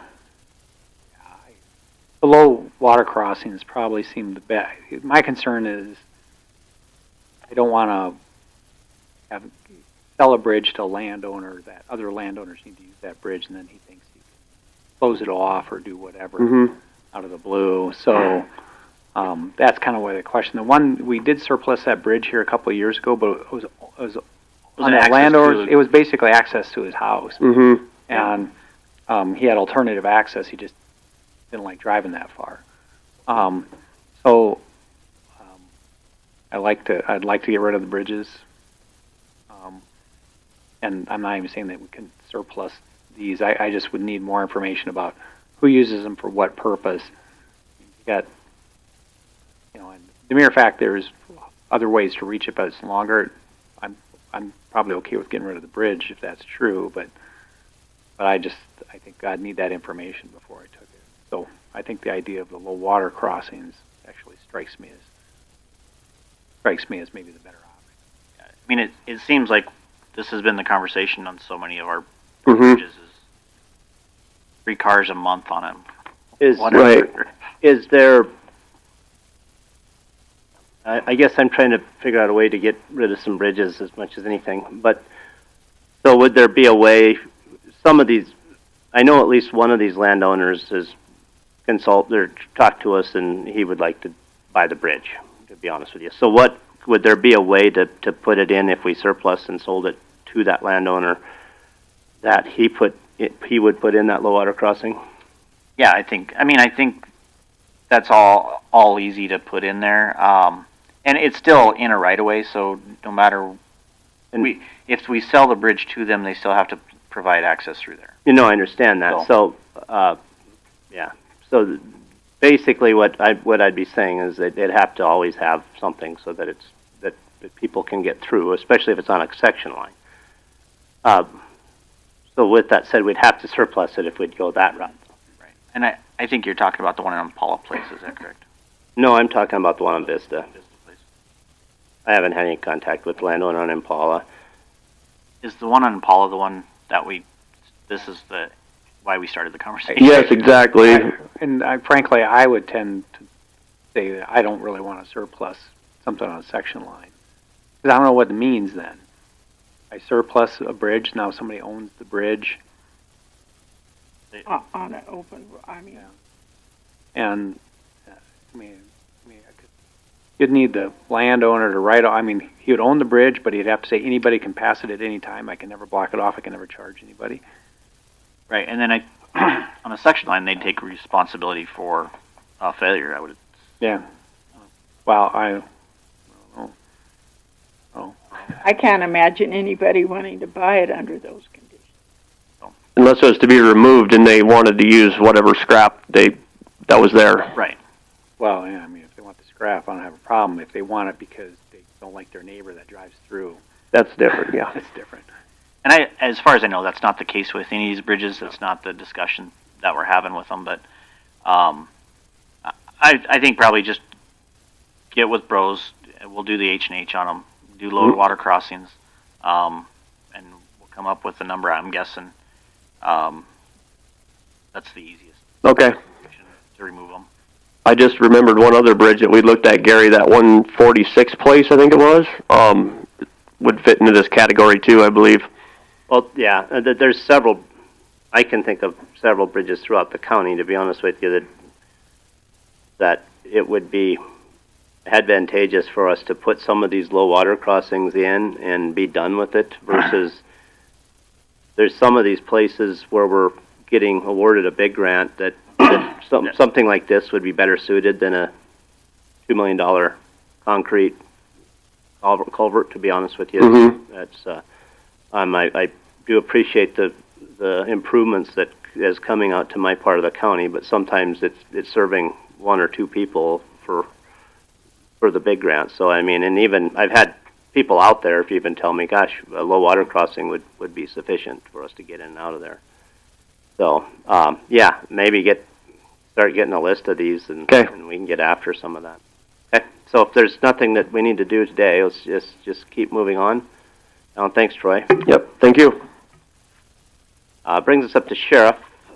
Set supplemental budget hearing to fund the portable radios for June 24th at 10 a.m.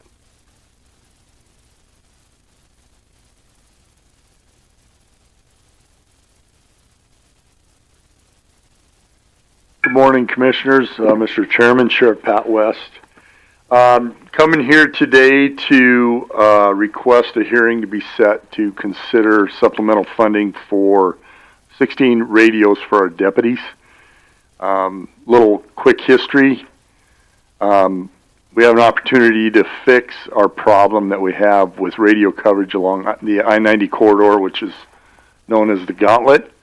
When I started as sheriff beginning at 23, it was obvious to me there was a huge officer safety concern that the coverage wasn't adequate. So I went to Chief Deputy Johns, put him on task and asked him to figure out what the heck is going on and see what we can do to fix it.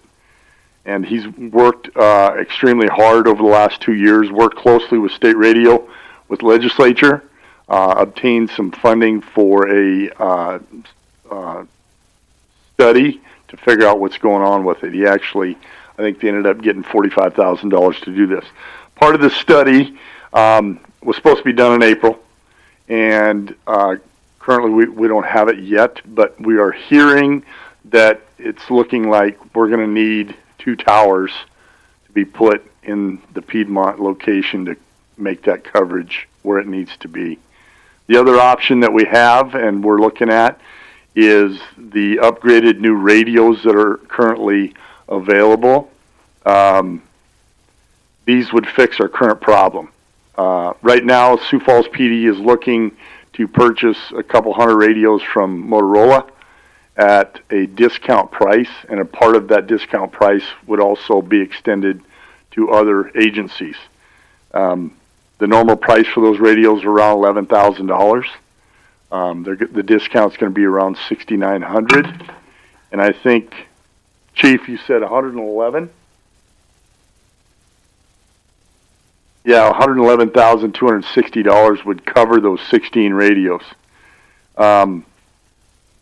Again, the reason we're coming to you now is there's a time constraint on when that deal is going to be available through Motorola, and that is June 27th. So I'm hoping that we could set a hearing.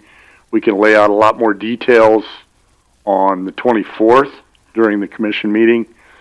If there's any questions on that, we can follow up. There's a lot of info there, but we're seeing these radios have been tested. The Highway Patrol's been using them. The state radio guys have been using them the last 10 months, testing them, and they are doing really well. They're actually, I don't know if they call them that, but I'll call them smart radios. When they don't have a cell phone, a tower available, it'll pick up cell service automatically. All of our radios will be programmed and for free through state radio. They're willing to do that for us. Plus, we have a deputy that is pretty up to speed on how to do that. So the funding is that's what we were looking at to discuss that even further. So. Okay, any questions? This is just to set the hearing. This is not granting any money, changing or anything at this point in time. So this is just asking to set the hearing. Sounds like you have a deadline to purchase these by the 27th. Yes, sir. So this is to set the hearing for our next meeting, which is on June 24th. But is there any questions? What's in your budget now for equipment? We don't have that much money for equipment. Okay, what's in your budget now for equipment? I think we're budgeted at 65, but again, that's running through, a lot of that equipment is running through vehicle repairs. So did you have a timeline set for radio upgrades, a long-term plan for radio upgrades? Well, currently right now, we recently purchased radios that are 2 years old, or just a little over 2 years old. What was life expectancy for those? I don't know, 7 years maybe? But the problem is, these radios are still good, but they are not adequate for coverage in that area. Different type of radio. Yeah, it's an upgrade radio. I don't know what the numbers are on it, but it is an upgrade radio. And so our radios that we currently have, we could sell. I think we purchased them for around $4,000. What are they worth? Guessing $1,500. Any of those then? You'd replace 16 of those? Yeah, that would be just field deputies. Yes. And how comfortable are you on that sell price? As of this morning, that's pretty close, is what I'm being told. And so when you started, you said, is it Minnehaha County's looking at doing this? Sioux Falls PD. Sioux Falls PD. Yep. And I believe they're going to purchase almost 200. Okay, but that contract's not done yet? I'll refer to the chief. He probably has more info on that. Yeah. Since I did task him with it, so.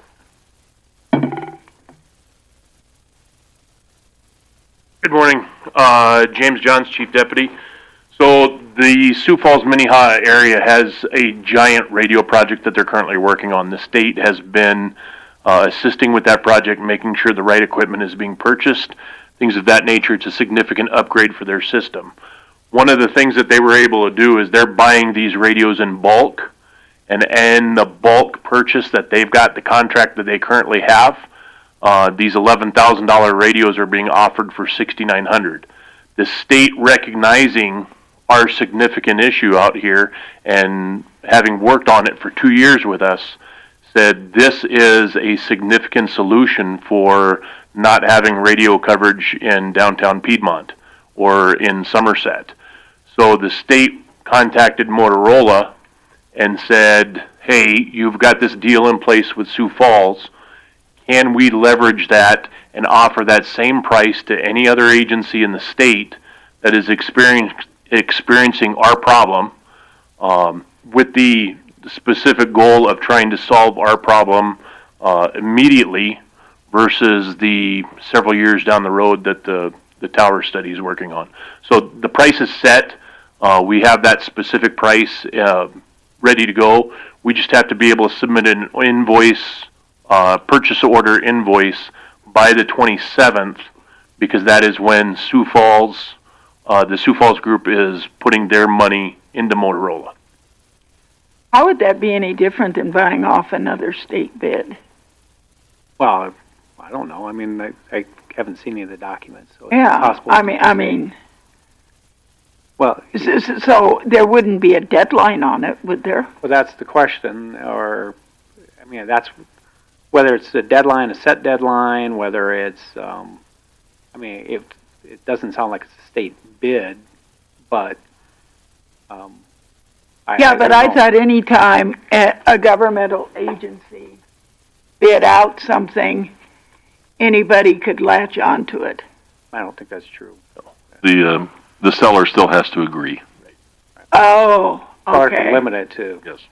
Okay. And may have significant mileage differences that make it impractical. Okay. See, that's the key. We in Meade County could never approach the levels of purchase I that this understand Minnehaha group is doing. Hence, we had to get permission from Motorola, and they extended that price to us. And the state was vital in getting that accomplished. Okay, is there any more questions, comments on whether we set the hearing? Well, my comment, I mean, I guess I'd want some better analysis to look at as to what we've looked at in budget, whether we've got room in our budget to take funds from someplace else. I mean, I understand this is being done in a rush, but I think those questions have to be asked. I mean, I'm not against people coming forward and say, hey, I'd like to pull this forward to get this done because I think it's a better deal and we get a good deal. But how does that affect the budget next year? Did you have radios budgeted for next year to be replaced? You know, is there some kind of rolling budget on that? Because, you know, these things always concern me, that all of a sudden you already had built into your budget a replacement of X pieces of equipment next year. Now we pull forward that, but all of a sudden it's still in your budget when we hit the budget. And I'll just be frank, we are really tight, and I'm really concerned what the legislature is going to do next year. So, you know, these budgeting issues, I'd like to see, not just from the Sheriff's Department, but any department coming forward and asking for supplement, that they've done a look at their budget and say, you know, here's where we are, and here's why we think the supplement, and here's how it impacts next year's, where we don't need money next year now, it's replacing. Because for long-term planning and the way they keep messing with the taxes and what we can do, I mean, it's brutal. It's really.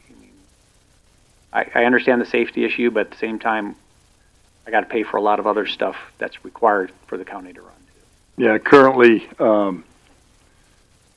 there was no plans to replace any radios because we were using what we have. The big concern was trying to figure out if there was an option to fix that void on where our radios weren't working.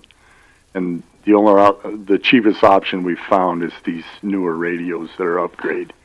And you know, as far as the budget goes, there's no money in there for that I see. So. Well, yeah, I understand there's no, because this is we brand didn't new. plan for it. Yeah, but is there other equipment that you had budgeted that you don't maybe think you're going to need, or that you can push off? Is it the whole amount? Is there, you know, yeah, we're going to spend 120, but I only need 80 to make it work based on, so I can reallocate some other authorities in my budget. I think those questions have to be asked, because those are questions I think I've got to start asking, because I just don't see how I just don't see how, if legislature keeps going the way it's going to go, that we're not going to be in budget cutting mode in the years to come. If I may, sir, one of the things that was going to come out of this tower study, it was supposed to be presented to the PSCC on tomorrow. If they come out with a recommendation of 2 additional towers in that Piedmont area, the solution is not only going to be towers, but it's also going to be equipment and things like that. When Pennington did their recent upgrade of radio towers, they did 3 radio towers on their big upgrade, and the bill was $3.6 million. And of that, Meade County had to come up with $1.2 million. Towers are not cheap. They are a very expensive fix. If we came to you with the plan that says in 4 years we're going to need $1.2 million for our share of a radio tower, this was our plan moving forward to fix that and prevent us from spending millions of dollars down the road. Are you saying that if we do these, there's no need for these radio towers and we don't have to pay anything to them? Absolutely no need. Is Pennington County buying all these then too, or? No, Pennington County has a completely different radio system. They've got a simulcast system, and we're able to make that $1 million investment. Working with the state folks, they are very confident this is going to fix our specific problem to the Piedmont area, but that's for law enforcement. There still is a need for towers down the road, possibly, but in 5 years, by the time a tower could be built, the technology can change so that these LTE radios are the solution. The state radio is very confident in this. They don't want to spend money on towers in our county either, and that is why they came to us and asked us to do this now to prevent costs down the road. Is there an opportunity for grant money, anything like that? I mean, this is 4% of your budget, right? It's a big number for a small fix, and I understand it is a reasonable fix, but the state recognizes the problem. State Highway Patrol has the radios. Is there anything that they can assist on except for saying, "Hey, Motorola, can you get some good prices for this?" So the state already forked over the money for the study. They are telling us there'll be a cost share for the towers if that is the avenue taken years down the road. The problem is that Homeland Security grants, those monies that have been used to leverage and purchase radios in the past, those grants were cut off this year. Additionally, the agreement was that radios were no longer going to be featured under the Homeland Security grant, simply because we keep, every agency out there wants a radio. Every ambulance service needs a radio. We would repurpose our old radios and help the ambulance service out with these radios. But that doesn't fix the immediate problem of a deputy in downtown Piedmont calling for help on a radio and nobody answering his radio. That's the problem. Any other questions? How are you communicating now? How are we communicating now? Deputies are moving around trying to find high spots for their radios to work. Some of the deputies get in their car and use the mobile radio in the car because that's more powerful. But when you're wrestling with somebody outside of a bar and your car is 100 feet away, that's not the answer. Well, I'm not arguing with you. I'm just trying to find out for people out there wondering how you communicate if you are in Piedmont. I thought you could use your cell phones too. I mean, there yes. isn't. I mean, I don't want, from what you're saying, people to think that we got officers out there stranded with absolutely no means of communication. That's the beautiful feature of what we're asking here is because yes, if a deputy's radio doesn't work, they can pull out their cell phone and call using their cell phone. These radios automatically go to cellular coverage and the message goes right through. So yes, deputies can use their cell phone, but again, you know, having to swap from a radio where you're calling for help for a cell phone, that's not a good position to be in. I didn't want to insinuate. I just did not want people out there who are listening thinking we have officers out there stranded with absolutely no means of communication if they're in trouble. So thanks for. There are a few times that happens, though. I mean, not always, but it does. You know. Well, there are areas around here that your cell phone isn't worth a hoot either. Right. You know, on Elk Creek and a few other. Any other? Yeah, I got a couple other questions. What does Somerset do for their communications through that? The specific area that we're talking about is the Piedmont area. Does it branch into Somerset or not? What do they do? Somerset is a big problem area, without a doubt. Okay. We were just there on a incident involving an eviction, and we had zero radio coverage. And so, again, you move to cell phones and talk to cell phones. What does Somerset do? Do they have the radios? They're trying to purchase these radios as well. They put in the Homeland Security grant for radios at that time.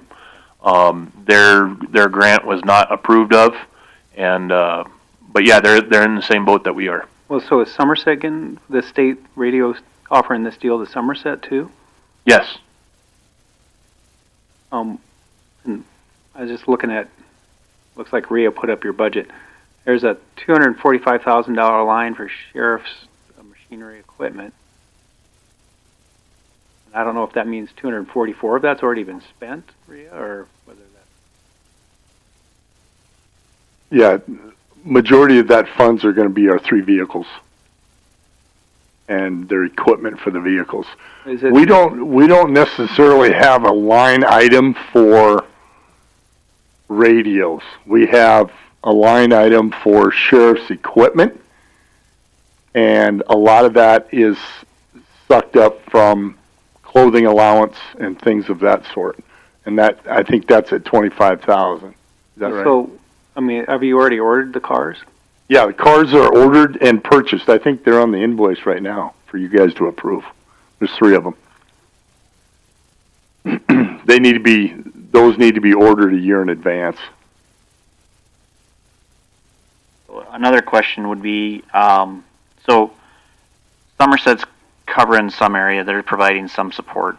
What does Piedmont do? They don't have a police department, so how can we recoup some of this cost through them? Well, I've gone to Piedmont a couple times and had discussions about that, but it's gone on deaf ears. Okay. Currently, right now, Piedmont doesn't have a law enforcement force outside of what the sheriff does for them. So. Okay. Doesn't Keystone and Rockerville and stuff, don't they have contracts with the sheriff's department? They do. And Piedmont has been around long enough, I think, that we need to I agree 100%. a little bit of. I agree 100%, Ms. Creed, and I've gone to them a couple times, and it's gone on deaf ears. And it wasn't a big ticket item. It was just to help us out. Let's get back to whether we set a supplementary hearing for our next meeting. I'll make a motion to set the supplemental budget hearing for June 24th at 10 o'clock.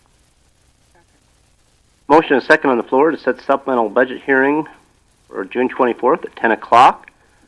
Any discussion to that motion?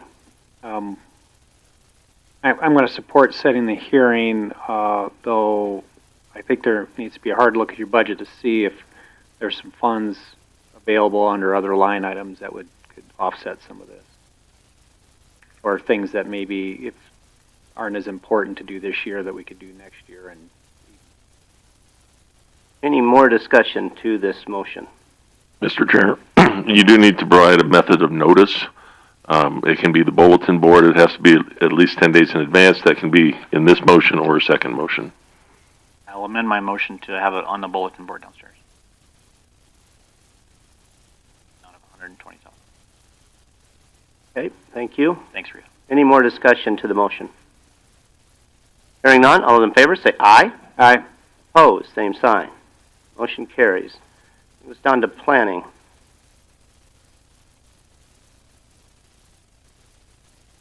I thought we already saw you today.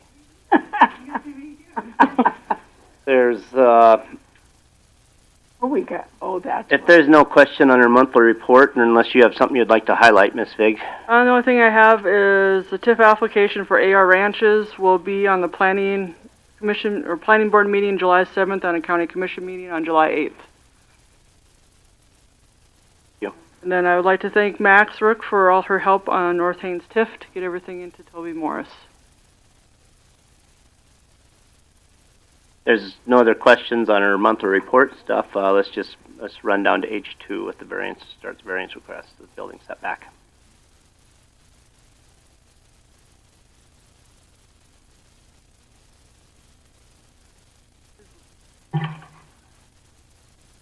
And I believe landowners here. Oh, okay. If you'd like to just explain what you got here, please. Sorry.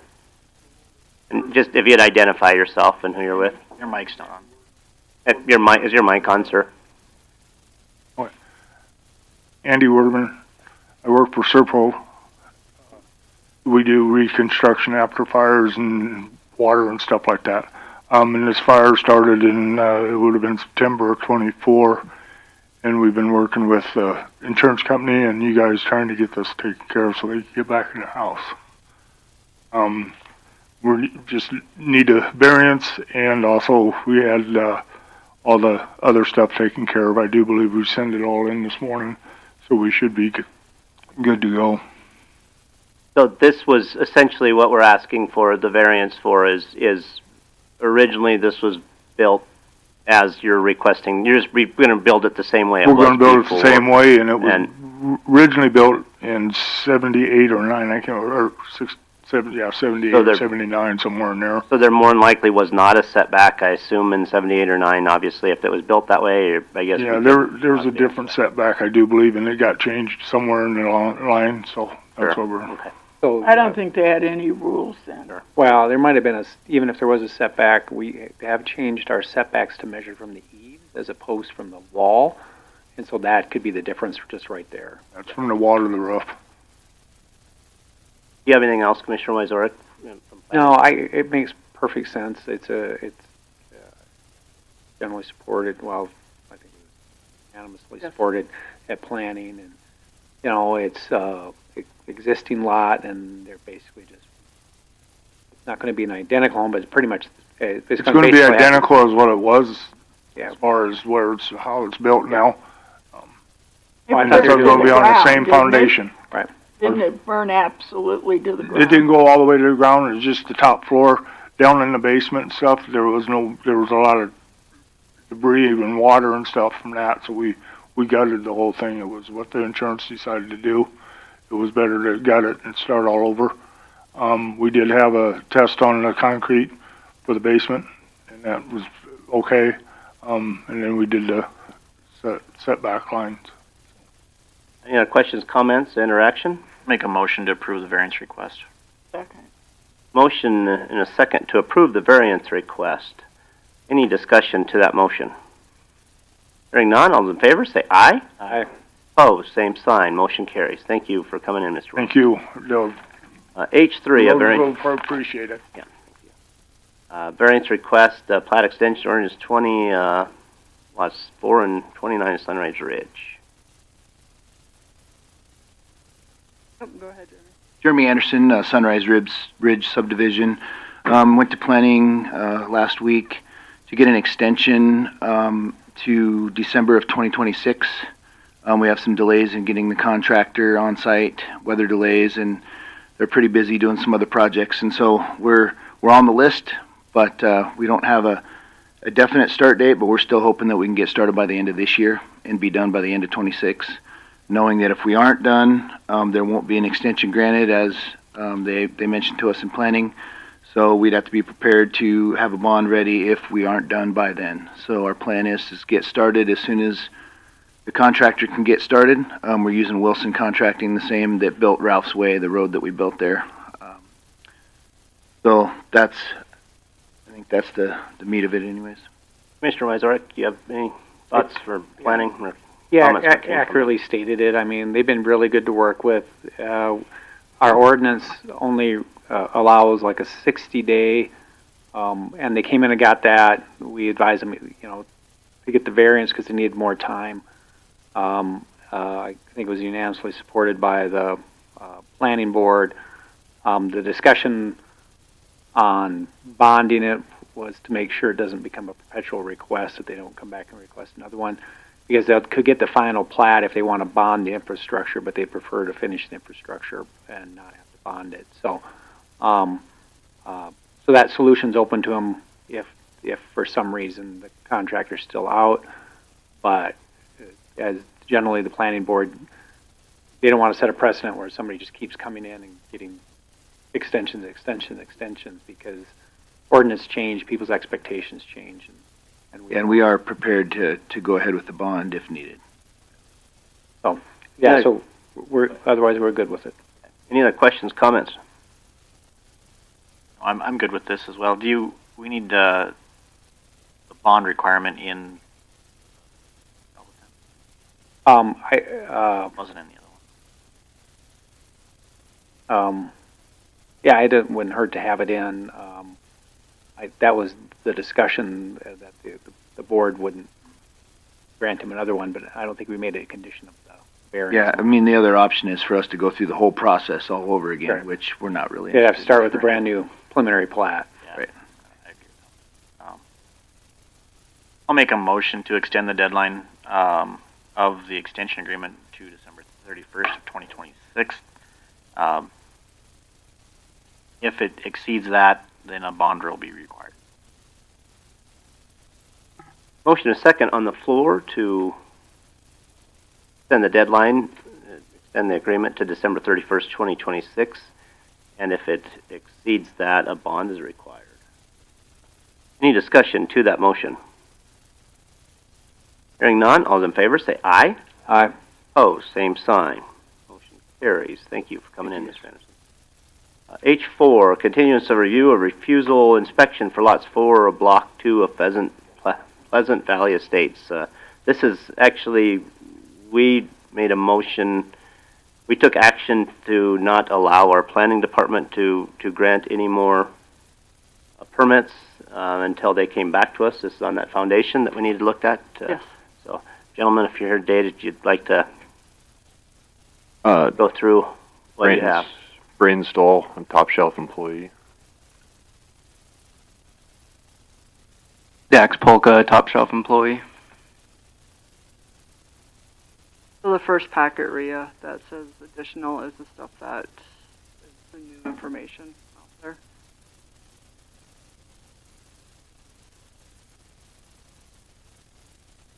You know, I saw this house had been listed for sale already. As usually list them as a design build, I'm sure is why. I don't gave every indication it was. It's not close to done. So after our last meeting, Top Shelf contracted Albertson's Engineering to x-ray the concrete foundation, the walls and the footers to identify the placement of the rebar. There is a letter from Aaron Schwann and Associates stating what he has done in the purpose to fix the foundation, because he stated the x-ray did not show the rebar placed to the original engineering set of plans. You scroll through, Rhea. One more down. So the top two, sorry, Rhea. The top two are the original engineer set of plans that the house was issued on. The rebar did not follow those, the vertical and horizontal rebar did not follow those plans. There's some photos in the bottom. Chad and I and Braden were there for the inspection. We noted a couple, we took some photos and noted the spacing requirements. So that went back to Top Shelf that they did not meet the requirements, and what was the next step. So they're proposing to fix the foundation. Aaron Schwann has written a letter and a new engineered set of plans to repair their foundation. My recommendation is that this is Aaron's foundation. If he's okay with that type of engineering and repair, then he's signing off on the foundation, the footers. As part of it, though, I would want him to do the inspection on those and supply us a letter that they haven't, they have installed correctly per the plan set. And then moving forward, Meade County staff would do the framing inspection and the final inspection. So they take responsibility. Yep, the foundation would be the responsibility of Top Shelf and the engineer. And Mr. Liggett. Yeah, so if we approve this today, you guys were ready for a framing inspection, is that correct? Correct. But we haven't done any inspections because of this, so would the framing inspection be held pending the review from Juan? I would think the foundation would need to be repaired correctly to support the Prior house to. prior to a framing inspection, yes. So the best, I guess, they don't need any permits to fix the framing, is that, or not the framing, but to fix it. So we essentially, we have a halt on you issuing permits, is the way I understand. Issuing inspections. Inspections and further permits. Inspections, yes.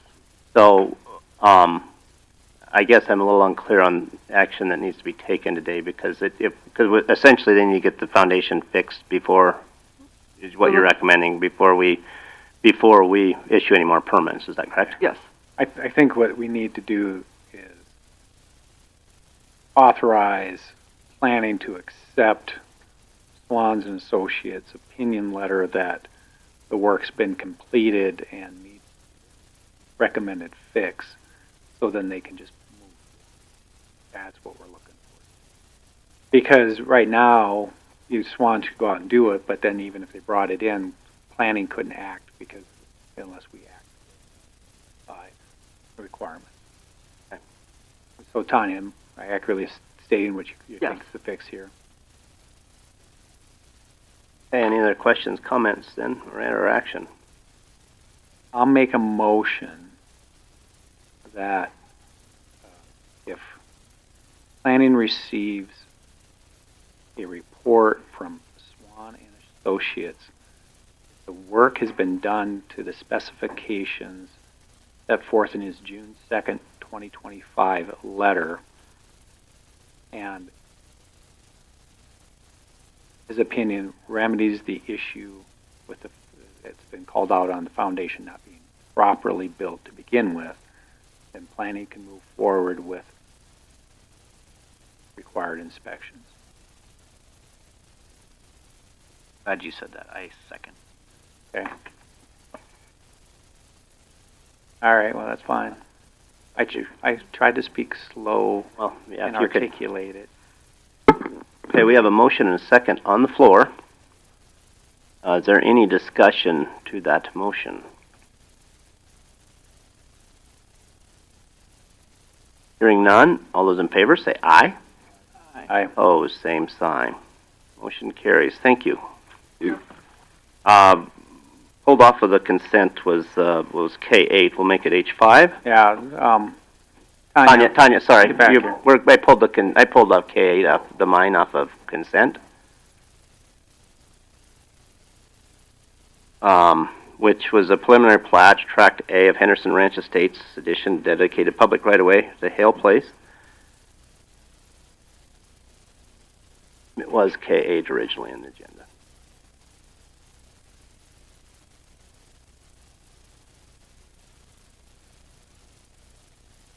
Just several questions, just looking at it, and maybe you can explain to me what's going on and what, As a packet will be fine.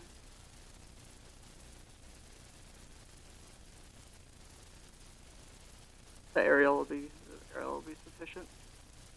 So the green boundary line is the proposed plat for Bonita Hendrickson. She's platting off the mines area. From my understanding, she owns all the surrounding land around it in Pennington County to the west and to the north of that proposed tract of land.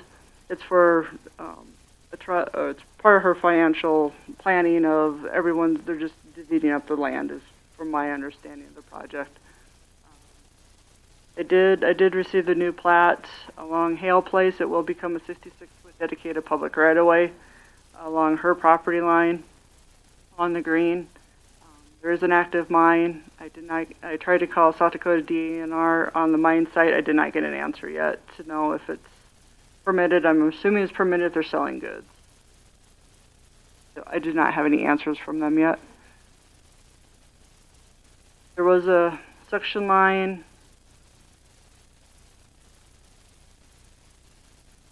variance request. The pink line was a section line variance request, not to dedicate the section line as a public right-of-way, but to leave it as a South Dakota codified law section line. It's still in place. It just remains with the land. Haynes Avenue sits directly to the east.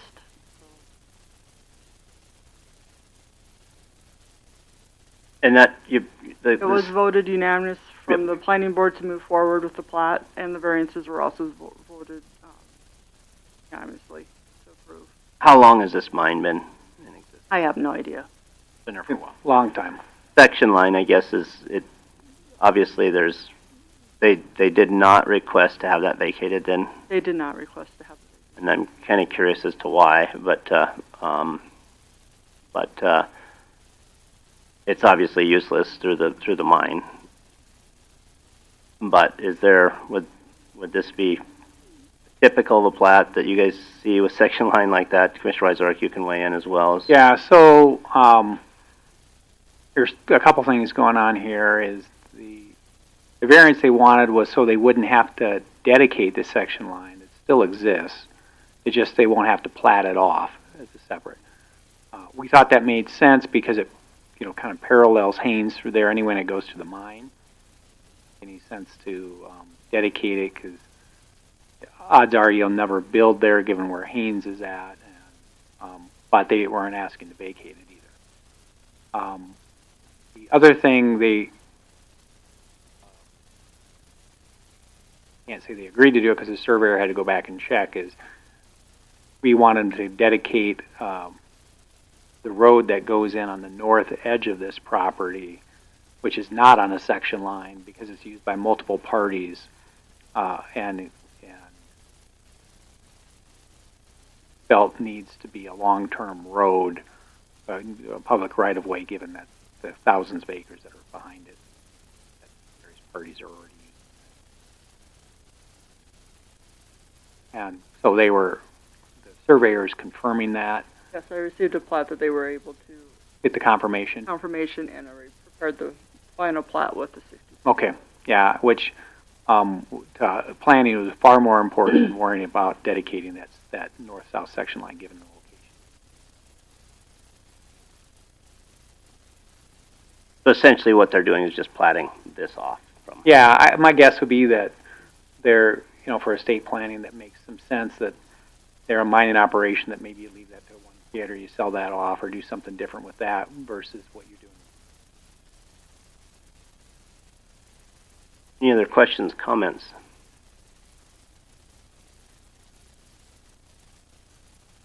And/or action? I'll make a. Sorry, did I step on somebody? Nope, go ahead.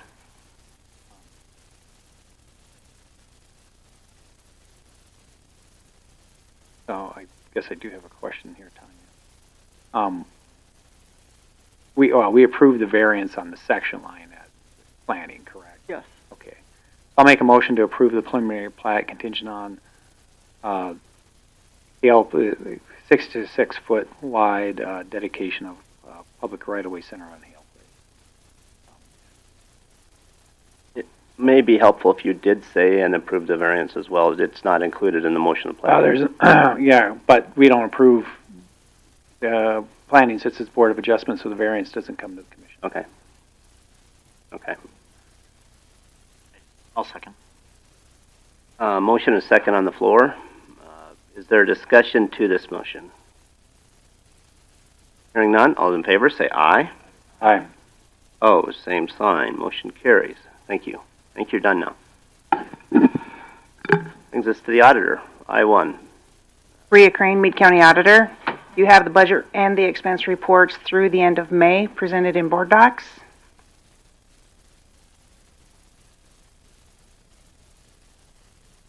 Any questions on that, on any budget reports? I was surprised the current taxes.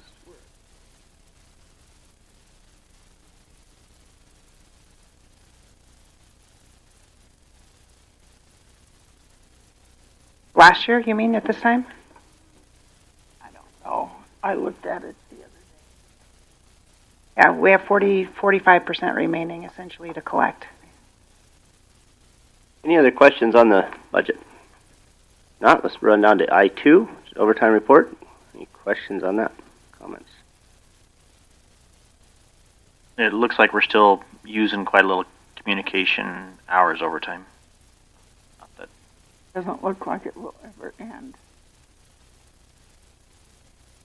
Any other questions, comments on the overtime report?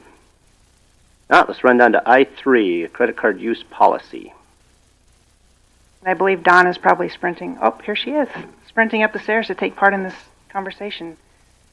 So as you know, we've talked about the credit card policy for some time now. I have included Resolution 2021-06, which shows the time I believe the credit card policy was initially implemented back in 2021. We currently have a large number of cards that are due for renewal at the end of July. They're good through the end of July. So we thought this would be a good time to actually implement the new policy and have all the employees sign an acknowledgement form starting fresh. So I typically like to present to you a red line version of the policy. However, we couldn't find the document in Word version, so we just actually had to recreate the whole document. So the proposed resolution 2025-13 outlines the policy that we have proposed to you, and we're open to any changes that you may suggest. I would say that the biggest changes here are that we are outlining that any physical purchase that's bought with a county credit card is county property and will remain county property.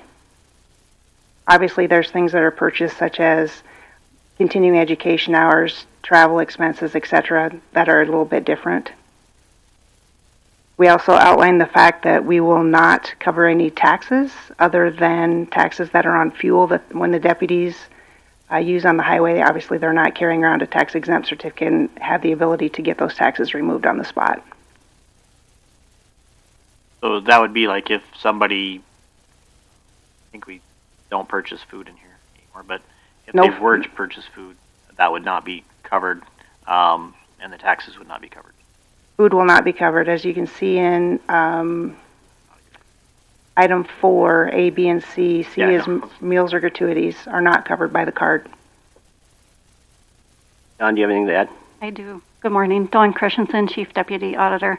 The other thing that we added in a few areas is that some things are subject to being withheld from the employee's paycheck if it was not approved or taxes. I believe any unauthorized purchases can be withheld from the paycheck itself. Correct. And there's no way to collect for such purchases in the past when you're having them sign for a new one? If it did not conform to any item which does not directly benefit Meade County? I believe that would be up to the commission to give us directive on that. We did find some things that we thought were questionable and didn't quite fit the policy. We brought that to your attention. Thought we would address it in this new policy. Has anything been done about those items that were purchased in the past? No. This time. I thought a letter or directive or something was to go out. We've had conversations about them, but no action has been taken. Well, I think when the new policy goes out, that should be included in the letter. That was part of specific examples of past infractions. And I would still like to see some collection made on that. That's just my personal opinion. Any other questions, comments on this resolution? I guess I would like to add a, I helped you guys with this, or looked this over one afternoon, so I should have all mine out of the way, but I knew I probably wouldn't, so did you. There's a way, if 24 hours, they gotta notify the auditor's office, if it's stolen, potential fraud. I guess I'd add to that something along the lines, if it's after hours, to email the auditor directly, because if we're on a weekend and we got a card stolen, the auditors, we're gonna have to take care of it immediately. You'd like that added to number 15? It's 15 and 16, I believe, it's gonna have to be added to, if there's fraud, and then. You get the notices Yeah, from lost the, or stolen is addressing 16. the credit card company. Who gets those notices currently? Go ahead, Don. I believe they're texted to the cardholder. We put in phone numbers when we set up their accounts. Okay. Otherwise, we don't see it until the statement gets to us. Okay.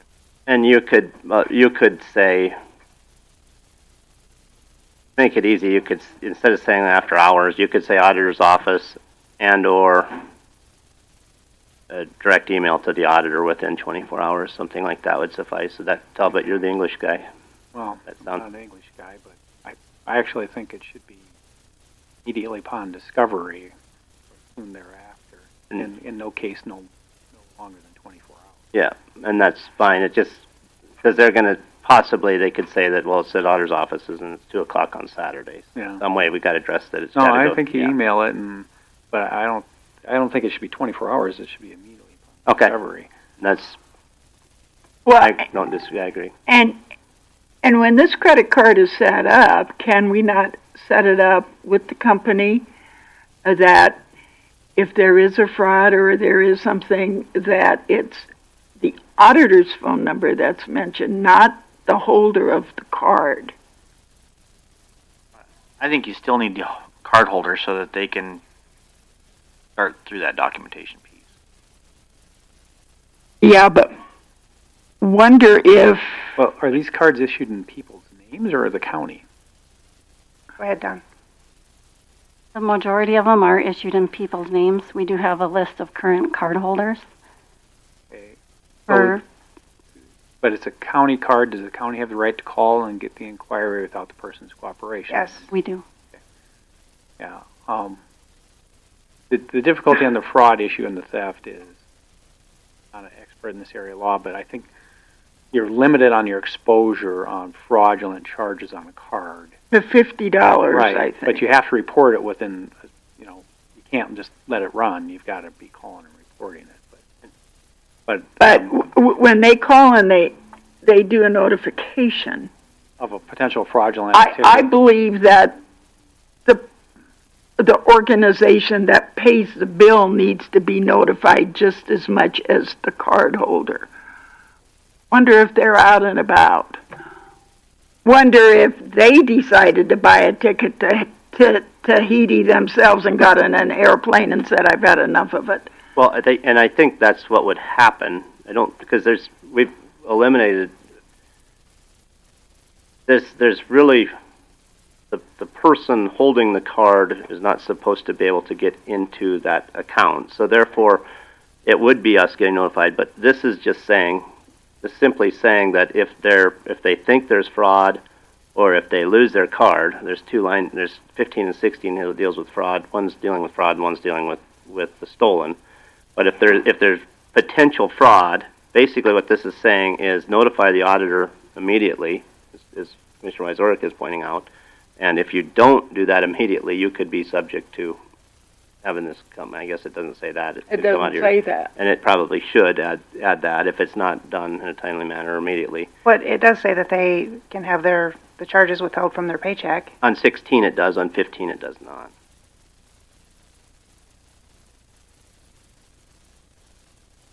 So During, essentially, the auditor's office may get notified of the fraud before the person. To be honest with you, if like all of our cards, if they detect something, I get a text. So I'm sure the email will go to the auditor's office, I would suspect. Don't a lot of business cards have your name and the name of the business on them? I believe it does. I believe, and if I'm remembering correctly, it says Meade County and then the person's name. Yes, and I would think we could request that. It should say that. I'm looking at the three that I have for the commission, the auditor, and DOE, and they all say Meade County and my name. Okay. Okay. Okay. And we have had some fraudulent charges this year, and we've found them on the statement, and we have been able to go in and dispute them, and we've gotten that money back, even if it's past 24-hour period or 48-hour period. Basically, this is saying if they go to use it, if it's flagged by the vendor, so if they go to use it, that's probably the only way they're going to find out. And the vendor says there's potential fraud, then they have to notify the auditor's office. That's all this is saying. Am I the only one who's ever gotten a fraud call? Oh no, Yeah. all the time. Calls, emails. I get texts. So I guess the only thing I was requesting is on 15, it should say auditor's office and or auditor. And I agree with Talbot, instead of within 24 hours, it can be immediately if we're saying and or auditor, because they can email the auditor. Do we need to put a limit? Okay, never mind. And then 15, I do also believe it should continue on to say failure to do so, same as the last sentence in 16.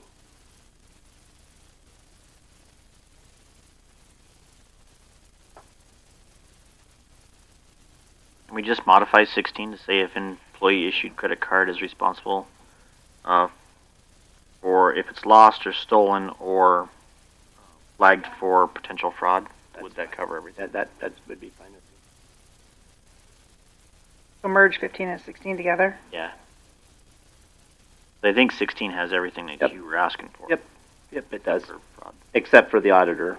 The auditor, his or herself. And that would cover yours as well, Commissioner Wysorick, with the immediately, I believe. Okay. Okay. Would it be the preference of the commission just have them rewrite this and bring it back next meeting, or would you want to pass No, it I with think those we changes? can Okay. modify with those changes, or pass with those changes. All right, then do I have some action? Sure. I'll make a motion to approve Resolution 2025-13 for the credit card policy with the change of striking line item 15 and modifying 16 to include the fraudulent charge notification and also an email to the auditor as well as the auditor's office. Yes, well, I'd say auditor's office and or auditor. Auditor's office and or auditor. Does that cover it, Ken? Do I have a second? Motion and second on the floor to approve this resolution with those changes. Any discussion to that motion? Hearing none, all in favor say aye. Aye. Opposed, same sign. And we also have a acknowledgement letter. Did you have something more on the resolution? I was just going to ask if we've had any major issues with credit cards since we've implemented them. We've had some fraudulent issues. Once in a while we have somebody buy something that should have been bought. But generally speaking, I think that we've been pretty reasonable. Yeah, I haven't seen any big issues with it. And we're still getting our cash back as well. Is that correct? We're in the process of talking with First Interstate Bank. We had a meeting last week, and we are looking at some options moving forward.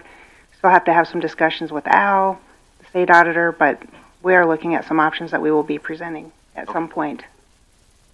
But we still have gotten some money back. We have some about $10,000 in rewards. 12,000. 12 that are sitting there. Whether those were old purchases or current purchases, I'm really not sure.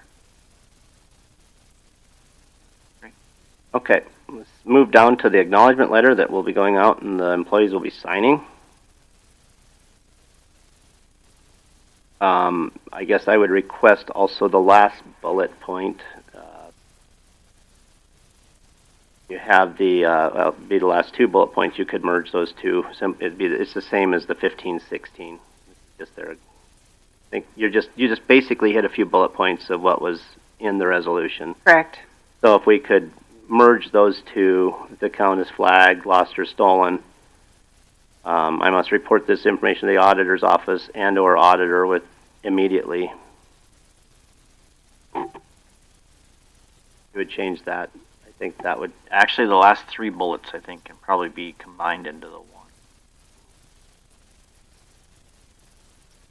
one. The same as the policy, as the resolution. The last bullet, though, is upon resignation, they have to just give up the car. So the I think we should leave, I personally think we should leave the last one alone, but merge. Merge the two above. Yes. And probably add failure to do so will result in charges coming out of my paycheck.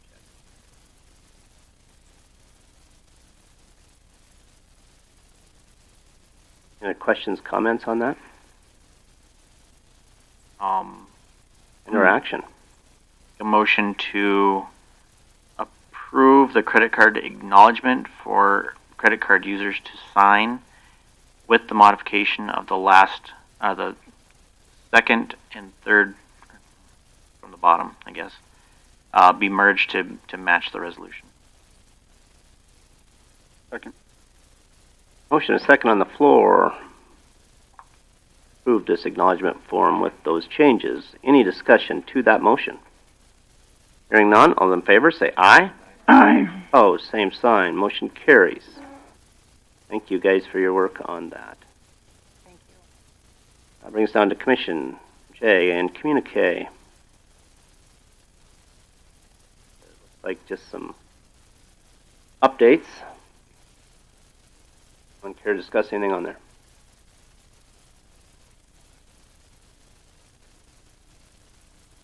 I think that mining permit is one that the residents in the area are really concerned about, and it does impact Meade County strictly on the side of haul routes and traffic in that area. So it is an important discussion.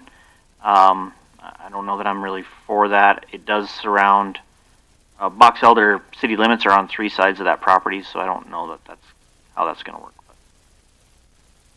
Yep, my concern, Rich and I went to a meeting a couple of weeks ago now on that, with some local people that live right by there, and the concern obviously is the effect to our roads, especially if Pennington County could pretty easily, with their mining ordinance, shove them onto us. In fact, I don't think there'd be really a good way out other than to come onto Meade County roads. Yeah, I think they're going to hit our roads either. Anything else that someone wants to discuss? Okay, let's go down to J2. So are we going to do anything about it? I guess we could go to the planning meeting. Are you requesting that we take action and take a stand on this? I'm just saying if we believe there's a problem, should we speak up?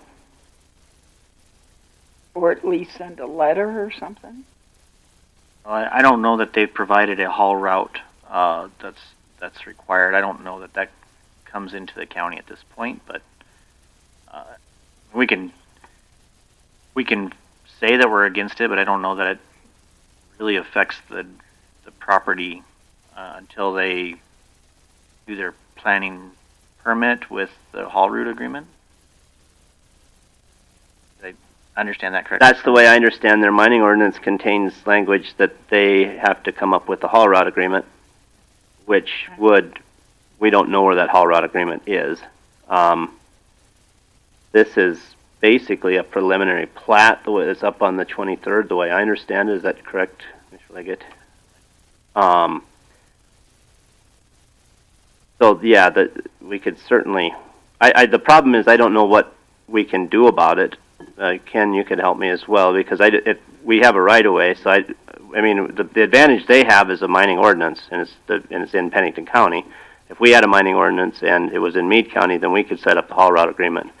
But all we do is have a right of way, and so it's going to be other than weight restrictions. It's going to be tough for us to enter anything into that. Yeah, I mean, you can do the weight restrictions, but haul routes, they have to be established by an ordinance or statute, and we don't have anything. So the haul route agreements we do are voluntary from the parties, but we can't force the issue. And I know south of there's a bridge that's already low weight limit. So the problem we have is there's almost no way out of there other than to come onto Meade County roads. Well, there's no way to say, there's no way to come out of there except for that, and the bridge isn't any good. Well, we could say that we're against the mine because of the damage it's going to do on the road. That's certainly something we could say. That's what I'm saying. Yep.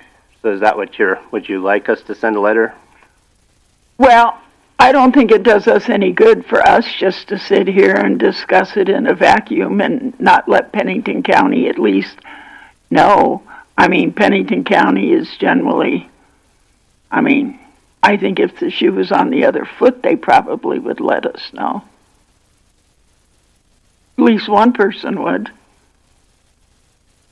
Are you going to take action to have a letter drafted? Do you want the letter drafted? I'm just saying, if I'm the only one who thinks it, I don't disagree necessarily, but I'm asking if you want to.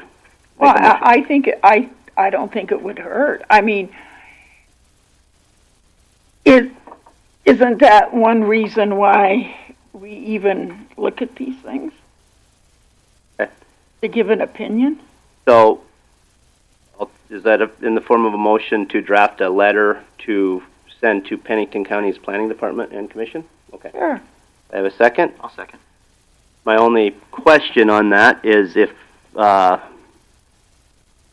not saying it's going to have a profound effect. I understand. So we got a motion and a second. So are you also okay if Ken, Rich, and I would work on it? And Sounds great. Okay, you'd approve that letter. So that's going to go out. Okay. So we got a motion and a second on the floor to write a letter to the Pennington County's Planning Board and Commission in regards to our questions and possible opposition to the mine. Would that be a good way to say it? Okay. Any discussion to that motion? Hearing none, all those in favor say aye. Aye. Opposed, same sign. Okay, let's go down to J2, which is Weston Heights. This is a lot that Meade County currently owns. Chris, why don't you show me abstaining from this?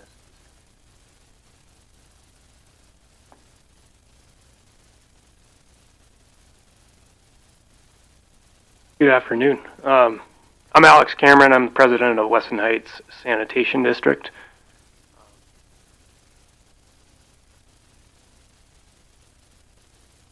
I'm Jay Evanson, the secretary of the Sanitation Paving District and vice president of the Homeowners Association.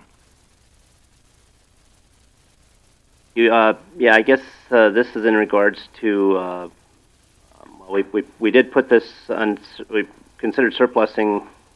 I guess we had a motion last time to surplus it, didn't we? Yeah. You guys sent us a letter a few weeks ago in regards to lawn mowing and some of the hookups as well. So, is there, and I know you asked last meeting if we could continue this until you guys had time to meet with your homeowners association. I don't know if you guys had some time to meet and. Yes, we have. And come to us with whatever you wanted to come to us with. Yeah, so,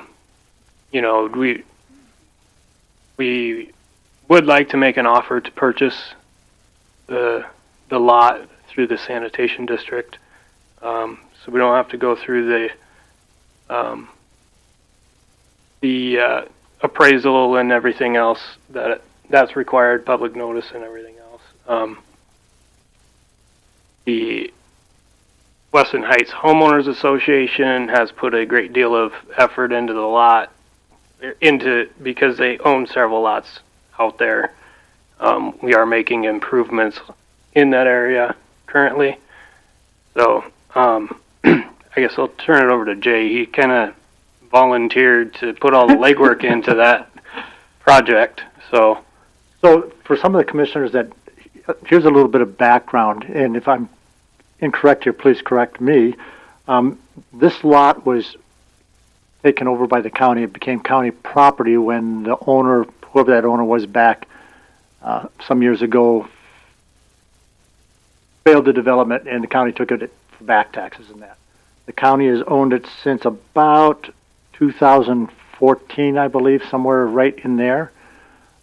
Since that time, it has sat there. The homeowners association has kept it mowed and made sure people haven't been dumping junk on it and stuff like that. That lot has failed to bring in any revenue for the county because it's sat there so long. We approached the county, I want to say 2 years ago, it might have been last year, and made an offer at that time, and it was denied. We're coming back again because the homeowners association is currently building a new water system, water tower, and we're also replacing some sewer lines. The new water line is coming up Susan Street, which this lot sits on. Currently, there is no road there. There's no utilities, but we are paying to put those utilities in because we own some lots right around it, and we're paying for the water and sewer hookup. So we're coming back to the commission again to say, you own a piece of land there that is not producing any revenue for the county for at least 8 or 9 years, and we've been taking care of it. And so we'd once again like to make an offer to purchase that as the infrastructure starts to get developed out there.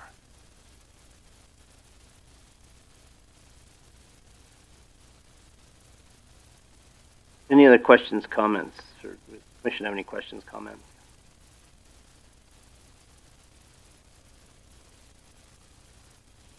What is your guys' offer? Or is that? we'd like to, our offer last year was $12,500. We'd like to put out that same offer, which would be kind of the assessed value plus the back taxes. Mr. Klebrad?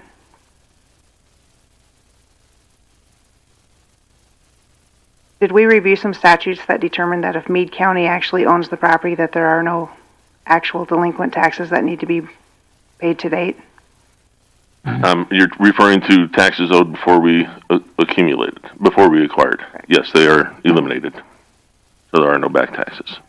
Since you're here, so in this event, since they're a legal government entity, we can surplus the property to them for that price without going through. Yeah, we don't have to surplus. We can just transfer to the sanitary district, not the homeowners association, but to the sanitary district. Yes.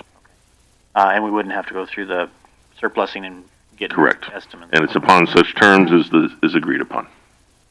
And our plan is to work closely with the homeowners association to do that, to eventually sell it, but we're going to have to put that legwork in as far as all the utilities, the water, the sewer.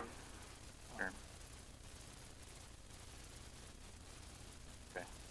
And currently the hookup fee is, you guys had identified as $15,000 for water and $15,000 for sewer, is that right? That is correct. And then the West River cost was about $4,000 for power, and that's because they're coming through, so that was an offer for the county to either connect or not connect. Correct.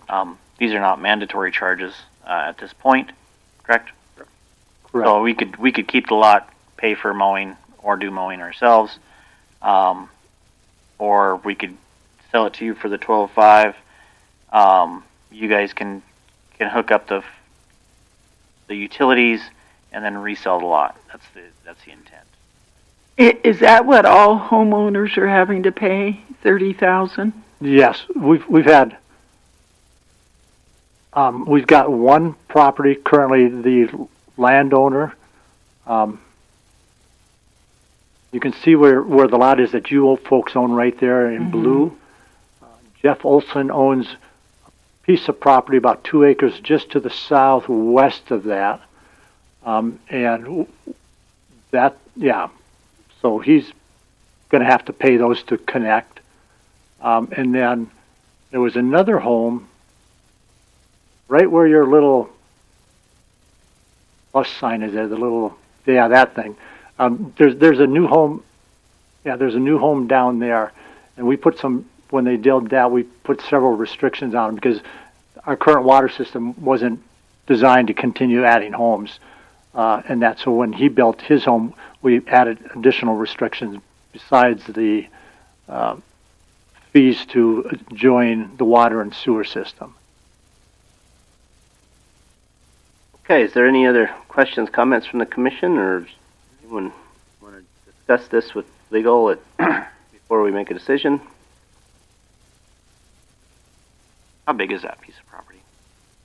0.28 acres. It wouldn't be the intent to combine lots at this point. No, we haven't. No, we don't have the money to start changing things and hiring engineers to do that again.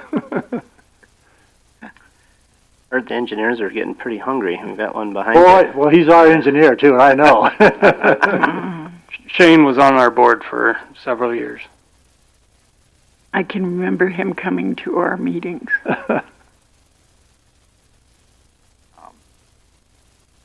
I'll just make a motion. Okay. Yes. I'll make a motion to sell the property to the Weston Heights Sanitary District for $12,500. That puts it back on the tax roll. Second that.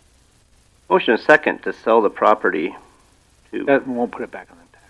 Well, it's got a better opportunity for it than us sitting on it. Regardless of what he continued to say, the motion is to sell the property for $12,500. Any discussion to that motion? Hearing none, all those in favor say aye. Opposed, same sign. Motion carries. Mr. Chair, Mr. Klebrad, for my clarification, when we get the 12.5, do we have to send that out to the other entities, their portion?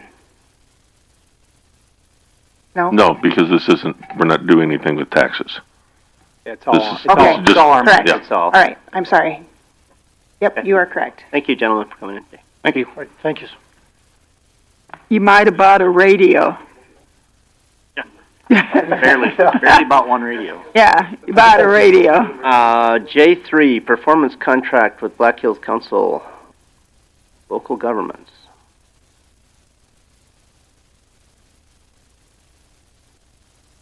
When Rhea Crane, Meade County Auditor, when Jennifer Seatsma was in representing Black Hills Council of Local Governments last meeting, this contract was not available for you to review, so it is on this agenda for your approval. This is what she had discussed in her talking points with us. Yeah, we discussed this contract, just was not part of the agenda. Correct. Any questions, comments on this? And/or action? This is for the hazard mitigation. Or That, Yes. formatting's a little bit funny in that contract. Questions, more action? I actually have this, Mr. Liggett, in a Word version. It's clean in the Word version when you converted it to a PDF. When I converted it to a PDF, that had these issues, so I'll just print the Word version. But Ken, you've looked at this?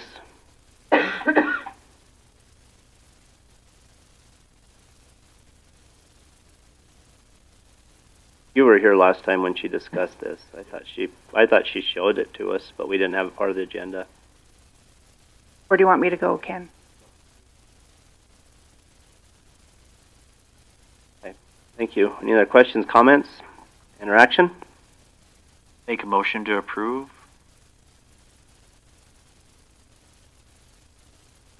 Someone's got to wake up. second.